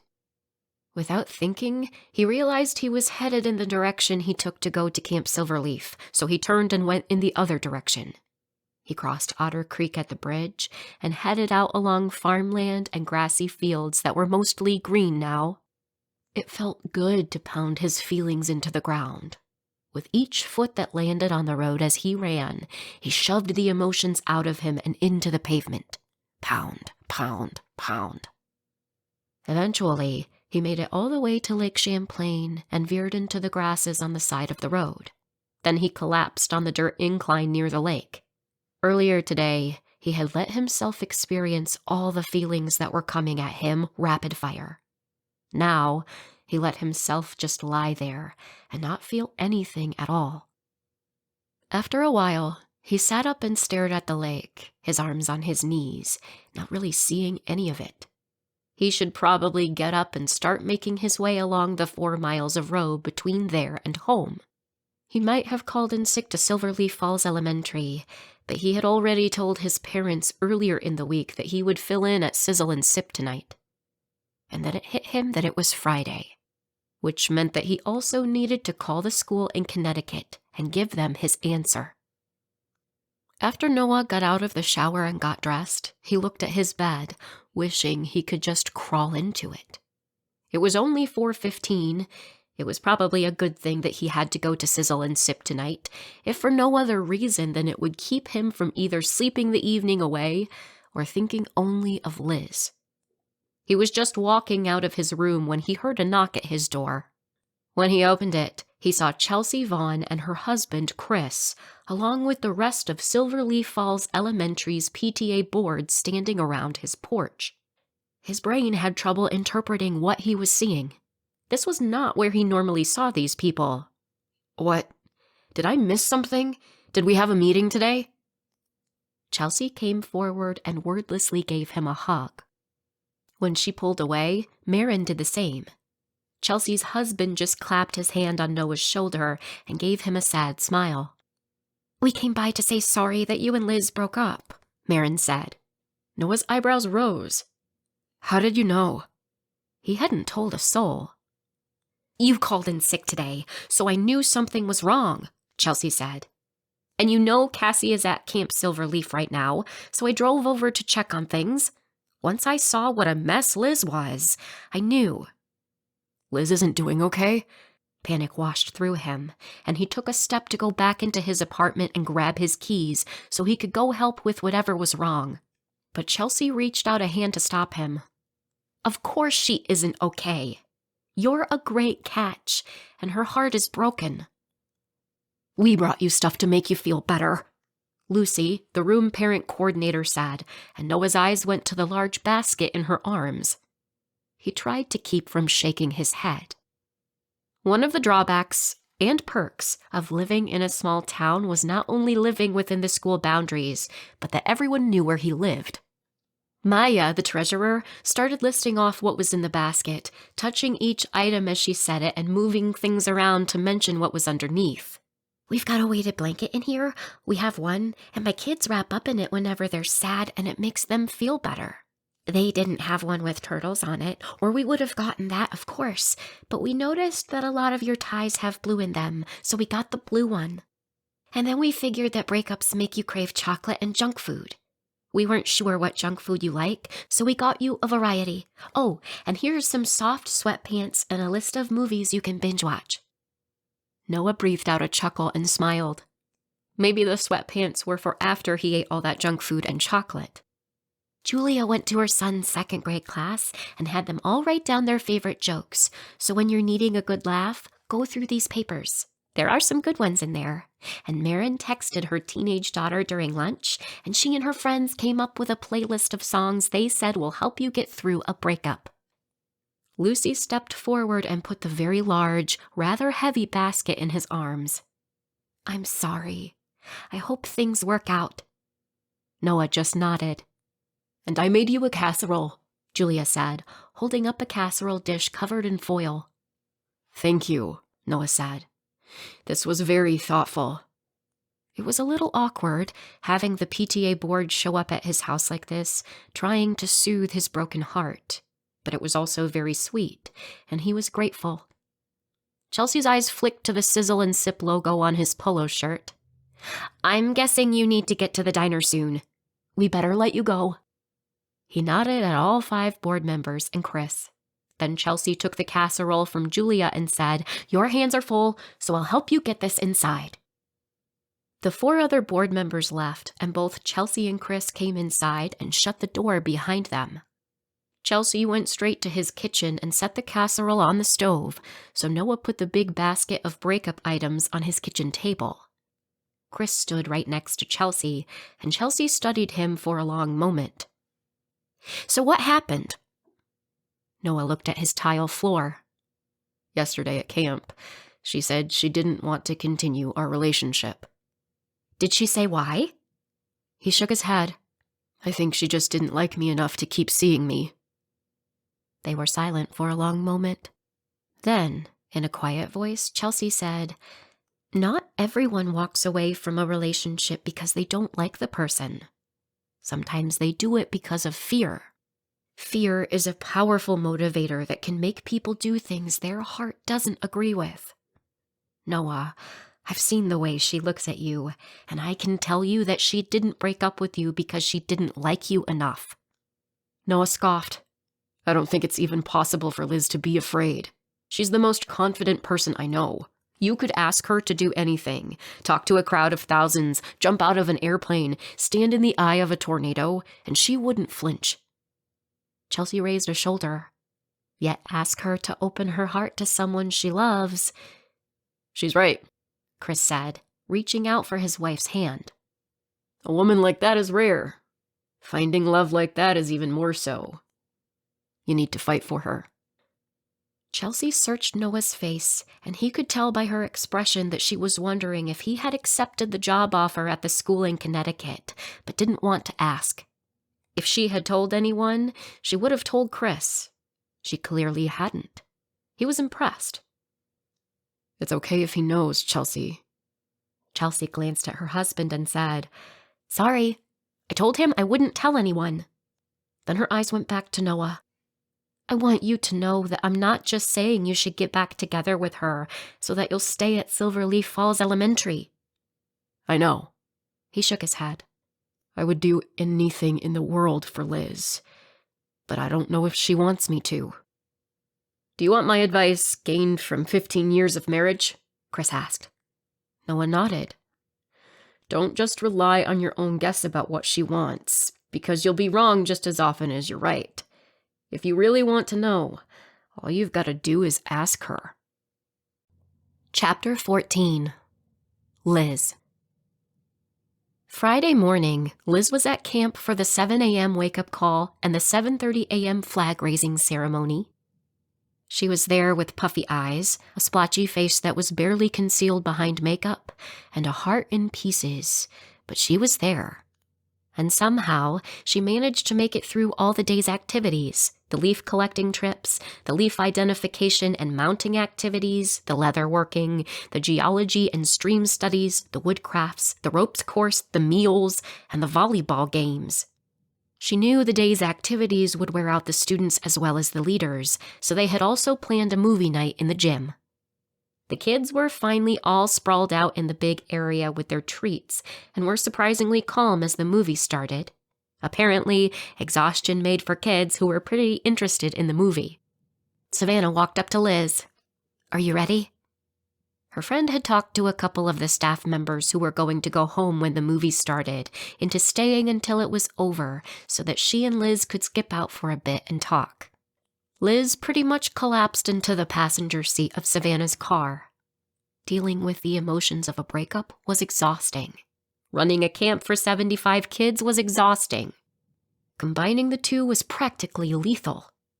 She closed her eyes and enjoyed not only the quiet, but the fact that sheer feet didn't have to hold her upright the entire way until Savannah pulled the car to a stop. She opened her eyes and her brows drew together. "The Village Green? That's where you wanted to bring me?" "Yep. Now hop out." Savannah got out of the car, so Liz did too. Then Savannah led her onto the village green, and they walked in the grass toward a bench at the middle, under the big silver leaf maple tree. Savannah sat down, but Liz looked around, feeling itchiness to go get back in the car. She rubbed her arms to get rid of the slight chill in the mostly warm night, and then looked down at her watch. "We've only got 40 minutes until the movie ends. We should probably head back." "We've got time. And even if we don't make it back before it ends, Isla knows what to do. The camp won't collapse if we're not there. Now sit." Liz let out a breath and sat down. "Since when did you become the bossy one?" "When you started making bad choices." Liz raised an eyebrow at her friend. Then Savannah continued. "But don't worry. I don't like this any more than you do, so I'll gladly hand over the boss badge as soon as I can." Liz folded her arms and looked out across the green toward Savannah's car. "Okay, so tell me about these bad choices I made." Suddenly, Savannah's arms were around her, squeezing her tight. She couldn't really hug her friend back, since her own crossed arms were trapped beneath Savannah's crushing hug. When she let go, Liz asked, "What was that for?" Savannah shrugged. "You just look like you needed it." "I guess I did." She let out a humorless breath of a chuckle. "I guess when you grow up with parents like mine, you don't even recognize when you are in need of a hug." Savannah joined her in gazing across the green. "You never really said much about your parents' divorce when we were kids." "That's because it wasn't a big deal." Savannah crossed her arms this time and raised an eyebrow in challenge. "It wasn't. My parents didn't fight, or if they did, it wasn't around us. They just weren't even in the same room much. We didn't spend hardly any time together as a family, and, especially toward the end, I wasn't home much at all between school and my job. I had no problem at all with them getting divorced or staying together. It just didn't impact me at all. The biggest thing that came with their divorce wasn't them splitting up, but us moving away. I hadn't thought it impacted me, but I don't know. I think now that maybe it did."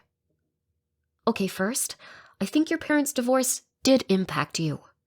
I know you told yourself that it didn't, but I think that was a coping mechanism. Liz, they severed their relationship right when you started dating, when you were new at relationships. I mean, how many times have you told me that you think you can't have a relationship because it's just not in your DNA? Liz swallowed hard, especially because she hadn't realized she'd been using the same phrase that her mom had used. How had she not ever linked her unresolved feelings about her parents' divorce to her lack of confidence in her own ability to have a relationship? Liz, it's not a problem with your DNA. I know you think you're not capable of having a long-term or deep relationship, but you are. I mean, you've stayed friends with me for 20 years, even when we've had big chunks of time when we haven't seen each other."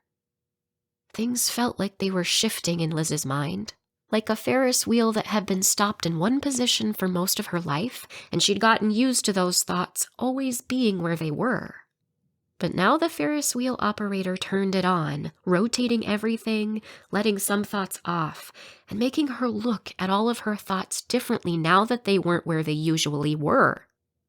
Savannah was quiet as Liz processed the changes. And then, probably because she was worried that Liz might suggest they leave again, Savannah said, "Now let's talk about your restlessness." "My what?" "Oh, don't act like you don't know what I'm talking about. Your restlessness about everything." "Okay, that's fair. I just don't get why it's a problem. It's how I get so much done." Savannah threw her hands up. "Because you're restless when it comes to Silverleaf Falls." Liz just blinked at her friend, not getting it. "Because when you're restless, it makes you skip away from things before you get a chance to connect to that person or that place. I mean, face it. We have never spent any real time in this town outside of our apartment without you being restless to leave. And when you don't let yourself have that connection with your town, then it's like dominoes. If you don't have that connection, then you don't feel like you belong here, which makes it not feel like home, which makes it feel like you don't belong anywhere, which makes you feel like you don't have anyone who is your people, which makes you question if you can be loved. Thunk, thunk, thunk, thunk. Each one of those dominoes falls, ending with you not trusting that someone who loves you really could love you forever. A hiccuping breath caught in Liz's throat. A sob stopped in its tracks as she tried to hold on to her emotions. Remember how much you liked to be in charge when you were a kid? You were as connected to Silverleaf Falls as anyone possibly could be, and this town had been deep in your heart when you left.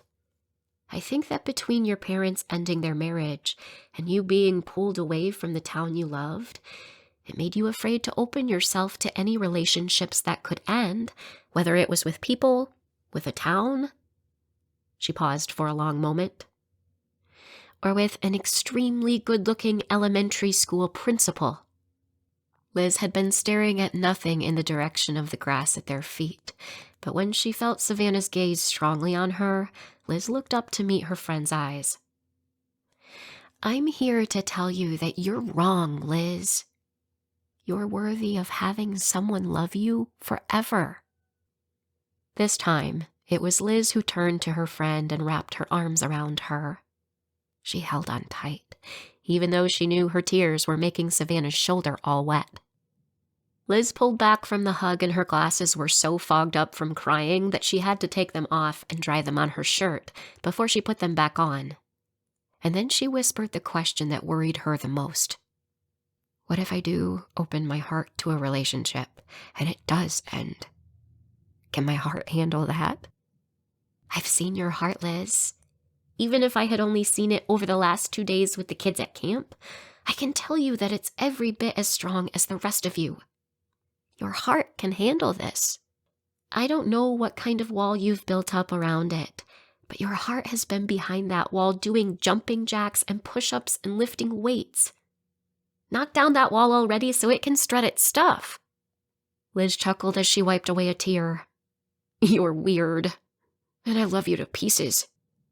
Savannah smiled at her, then let out a massive breath and acted like she was shoving something at Liz. Please, take the boss title back now. You didn't like it much, huh? No, I really, really didn't. You can definitely have it. Liz looked across the village green towards Sizzle and Sip. After a moment, she thought she saw a flash of Noah in the window, and like a rope was attached to her, she found herself standing up and being pulled in that direction.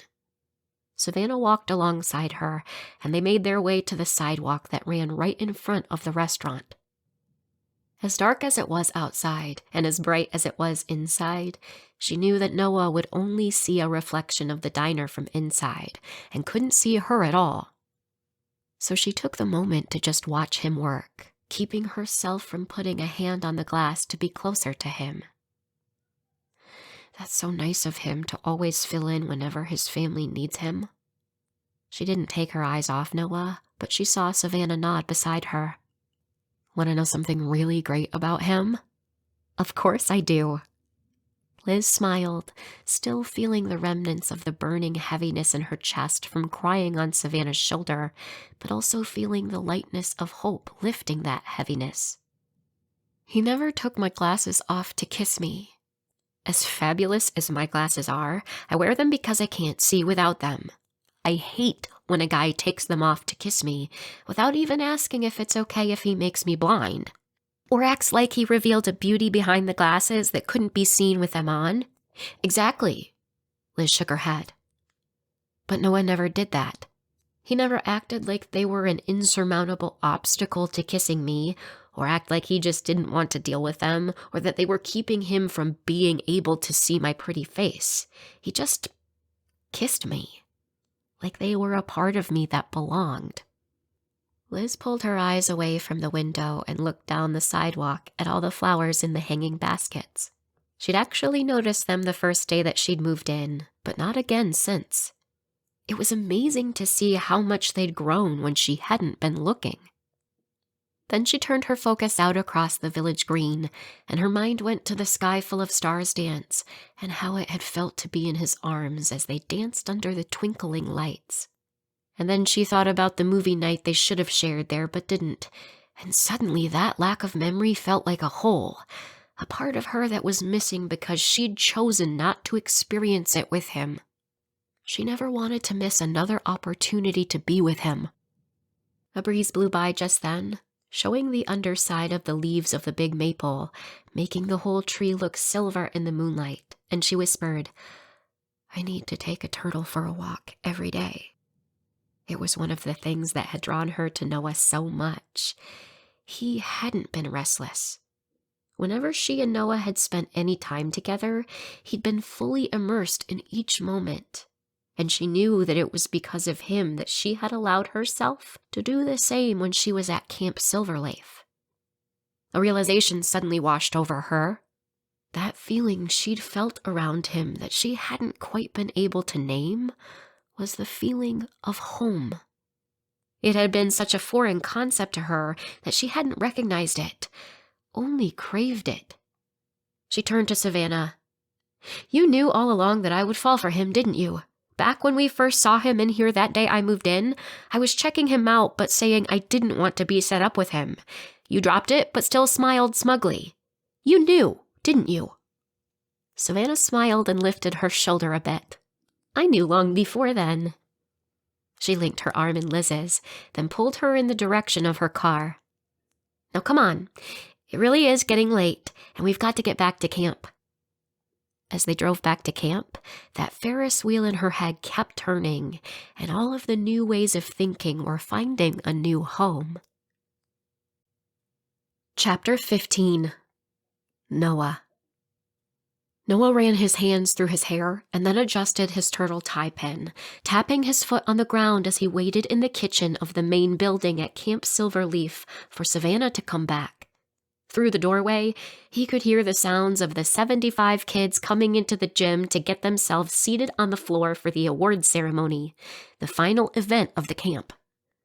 It had been the plan all along to have him announce the winners in each of the areas of the camp, so why was he so nervous?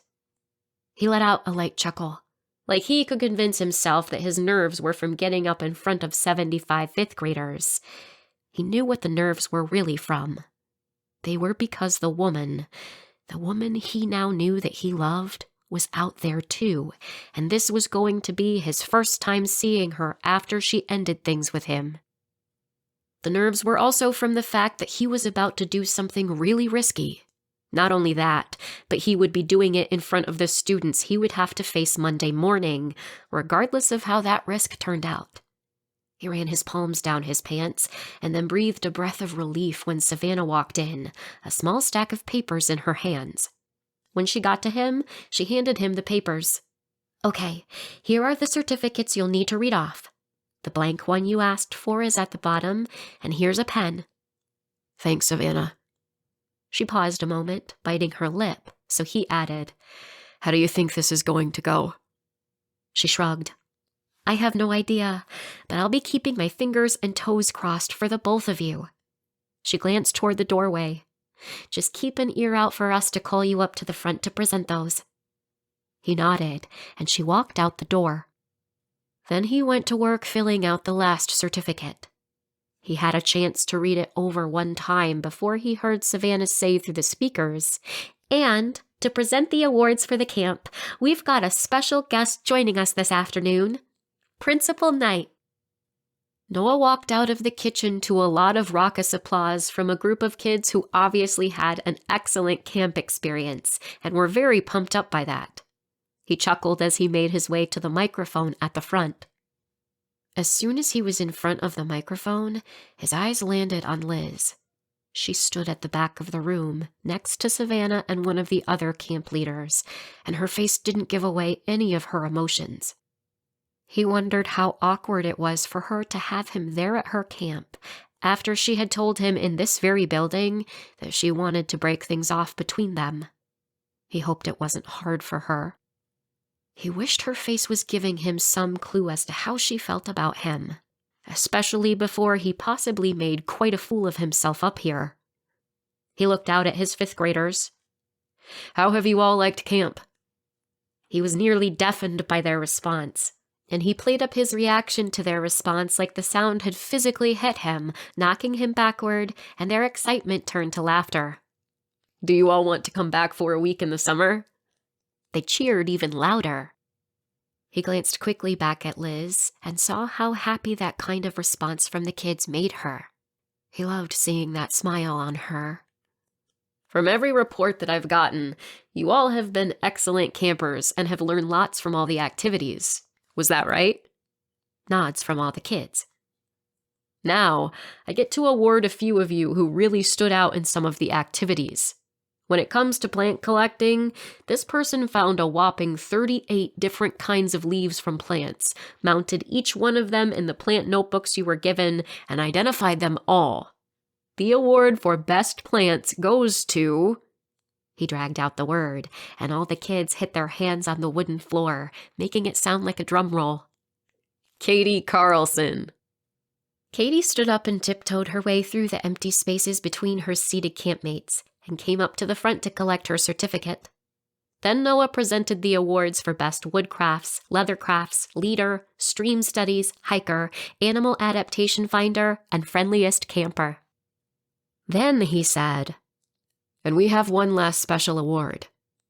He glanced briefly at Liz, just in time to see her brow furrow before she leaned closer to Savannah and whispered something, probably asking if she knew anything about the award. Savannah just shrugged, which made him smile.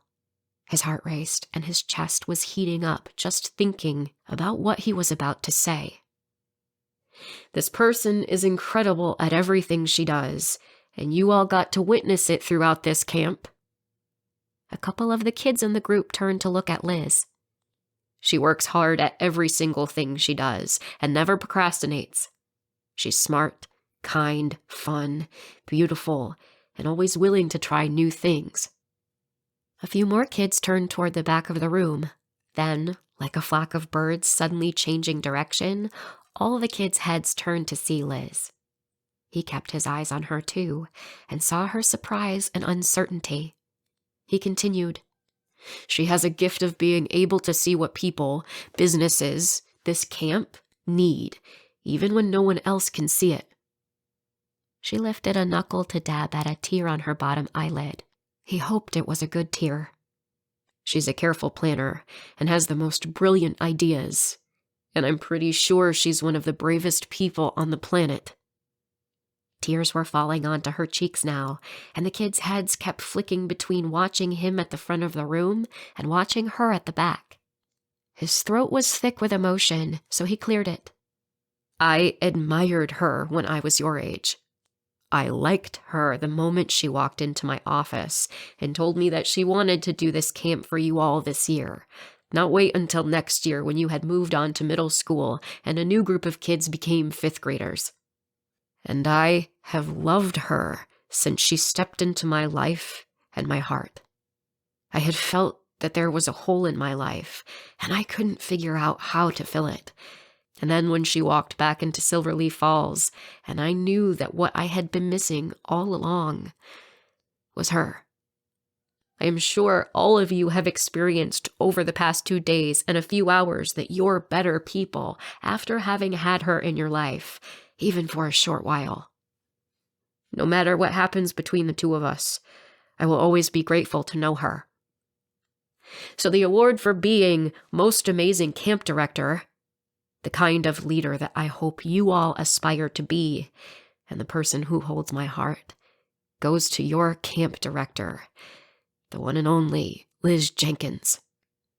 The kids cheered louder than they had before, which, honestly, he hadn't known was possible. Liz made her way from where she had been standing at the back of the room, around the side toward the front, wiping tears off her cheeks as she walked. He couldn't wait for her at the front. He felt himself being pulled toward her. When he reached her at the side of the room, the kids' cheering turned to chants of, "Kiss, kiss, kiss." Noah lifted her hand with his and met her eyes, asking permission. She gave a slight nod, so he bent and gave her knuckles a gentle kiss. A collective "Aw" sounded from the kids, and, thankfully, Savannah went to the front to bring the kids' attention in. Liz just looked into Noah's eyes for a long moment that felt like an eternity, giving nothing away with her expression. A million thoughts, worries, doubts, and hopes ran through his head at a breakneck speed. Finally, Liz grabbed Noah's hand and pulled him to her office at the back of the gym. Once inside, she remained quiet for another painfully long moment. Then she finally opened her mouth and spoke. "That's the sweetest thing anyone has ever done for me." Noah let out a breath of relief. She took a step closer to him, biting her bottom lip. "You gave me way too much credit out there, and I worry that if you think all those good things about me, that I'm only going to let you down. Because here's the thing, Noah. I don't have it all figured out, and I am so far from having it all figured out. I am not brave. I am a work in progress." If only she knew how showing vulnerability like this made her even more beautiful. He gazed into her eyes, drinking her in. He wanted to reach out, to run a hand down her arm, to pull her to him, to put an arm around her. But he held back. He already told her how he felt. He would be as patient as she needed him to be. She reached a mostly steady hand out and touched his tie pin lightly. "I took a turtle for a walk last night." His eyebrows rose. "Oh, yeah?" "Well, metaphorically. Savannah and I went to the village green, and she helped me to figure out how much I've been holding back and not letting myself connect very deeply with people, with Silverleaf Falls, and with you. And I really don't want that. I know it's going to take a bit to get over it, but I'm very determined to." "And I have no doubt that you will. I'm willing to bet that you've never set your mind on a goal and not met it." She chuckled and stepped even closer, so there was barely a foot between them. Noah's heart picked up its pace, his nerve endings on high alert. "I would really love to have you by my side as I do." She closed the gap between them fully, placing a hand on his chest right over his heart. "Because another thing I discovered is how much I love you." The heat in his chest turned into a full-on furnace right beneath her hand. Then she rose up on her toes and gave him the sweetest kiss he could imagine. Her lips pressing against his felt like it came with promises, hope, and a history. He wrapped his arms around her and held her close, reveling in the feel of a shared future on the horizon. "Wait," he said, breaking the kiss just enough to whisper. "Does this mean you're planning to stay in Silverleaf Falls?"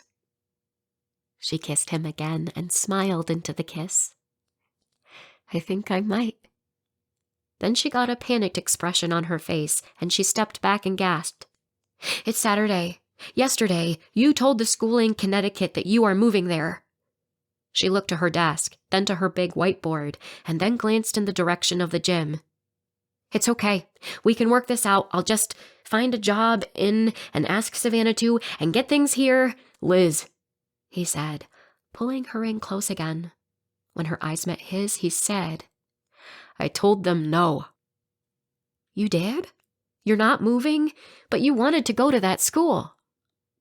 He skimmed 2 knuckles along her jawline. "I told them that I was in love with someone here, and that she was someone worth fighting for.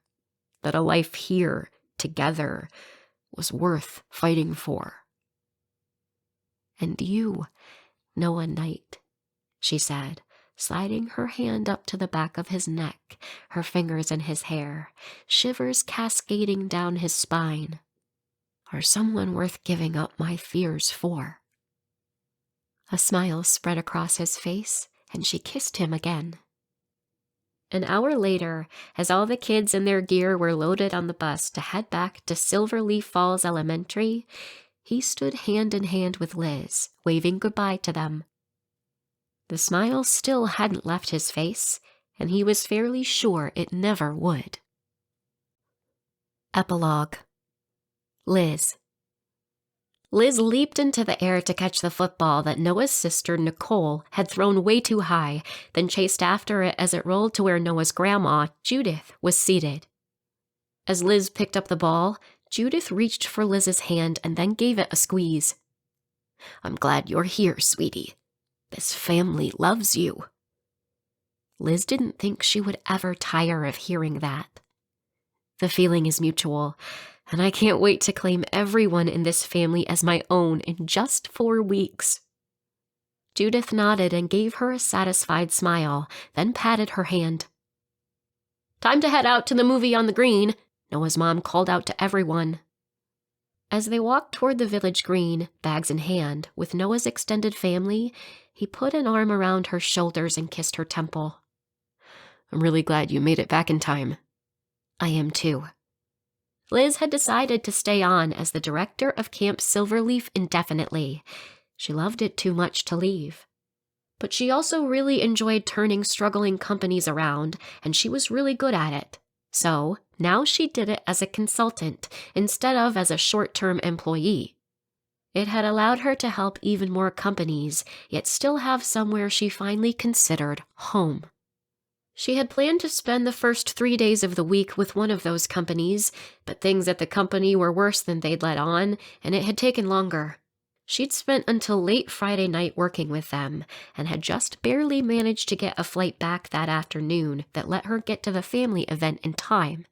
The Liz of a year ago would have stayed for as long as it took, instead of telling the company that there was something more important that she had to get home to. Work had been, by far, the most important thing in her life, and had held 100% of her identity.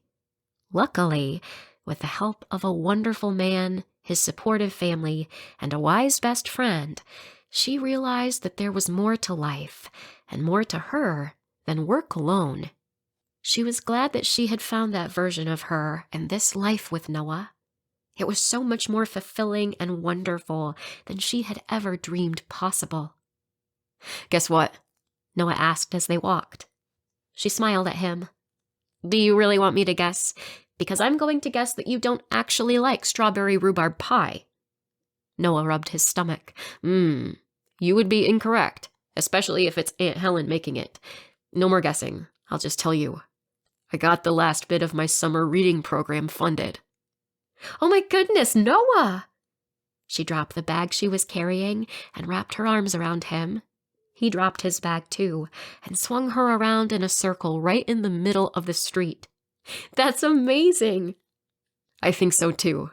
Amazingly, the PTA found someone new who was willing to donate the last of it that we hadn't managed to scrape together before.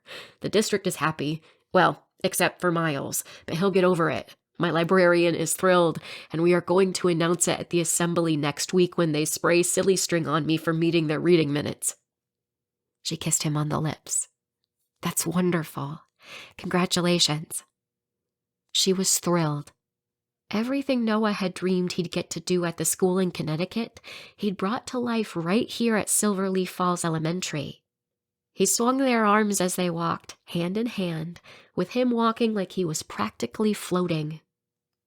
As they stepped onto the village green, along with much of the rest of the town, they found a spot to set down their bags and started socializing with those around them as twilight fell. It had been a year since she'd skipped out on the first movie night of the year with Noah. The lack of a memory was no longer going to seem like a hole. She would be filling it with the memory of tonight. In fact, now that she was looking back at herself a year ago, it made her realize how deep the connection she made with the town had become in that time, and how full it had made her life.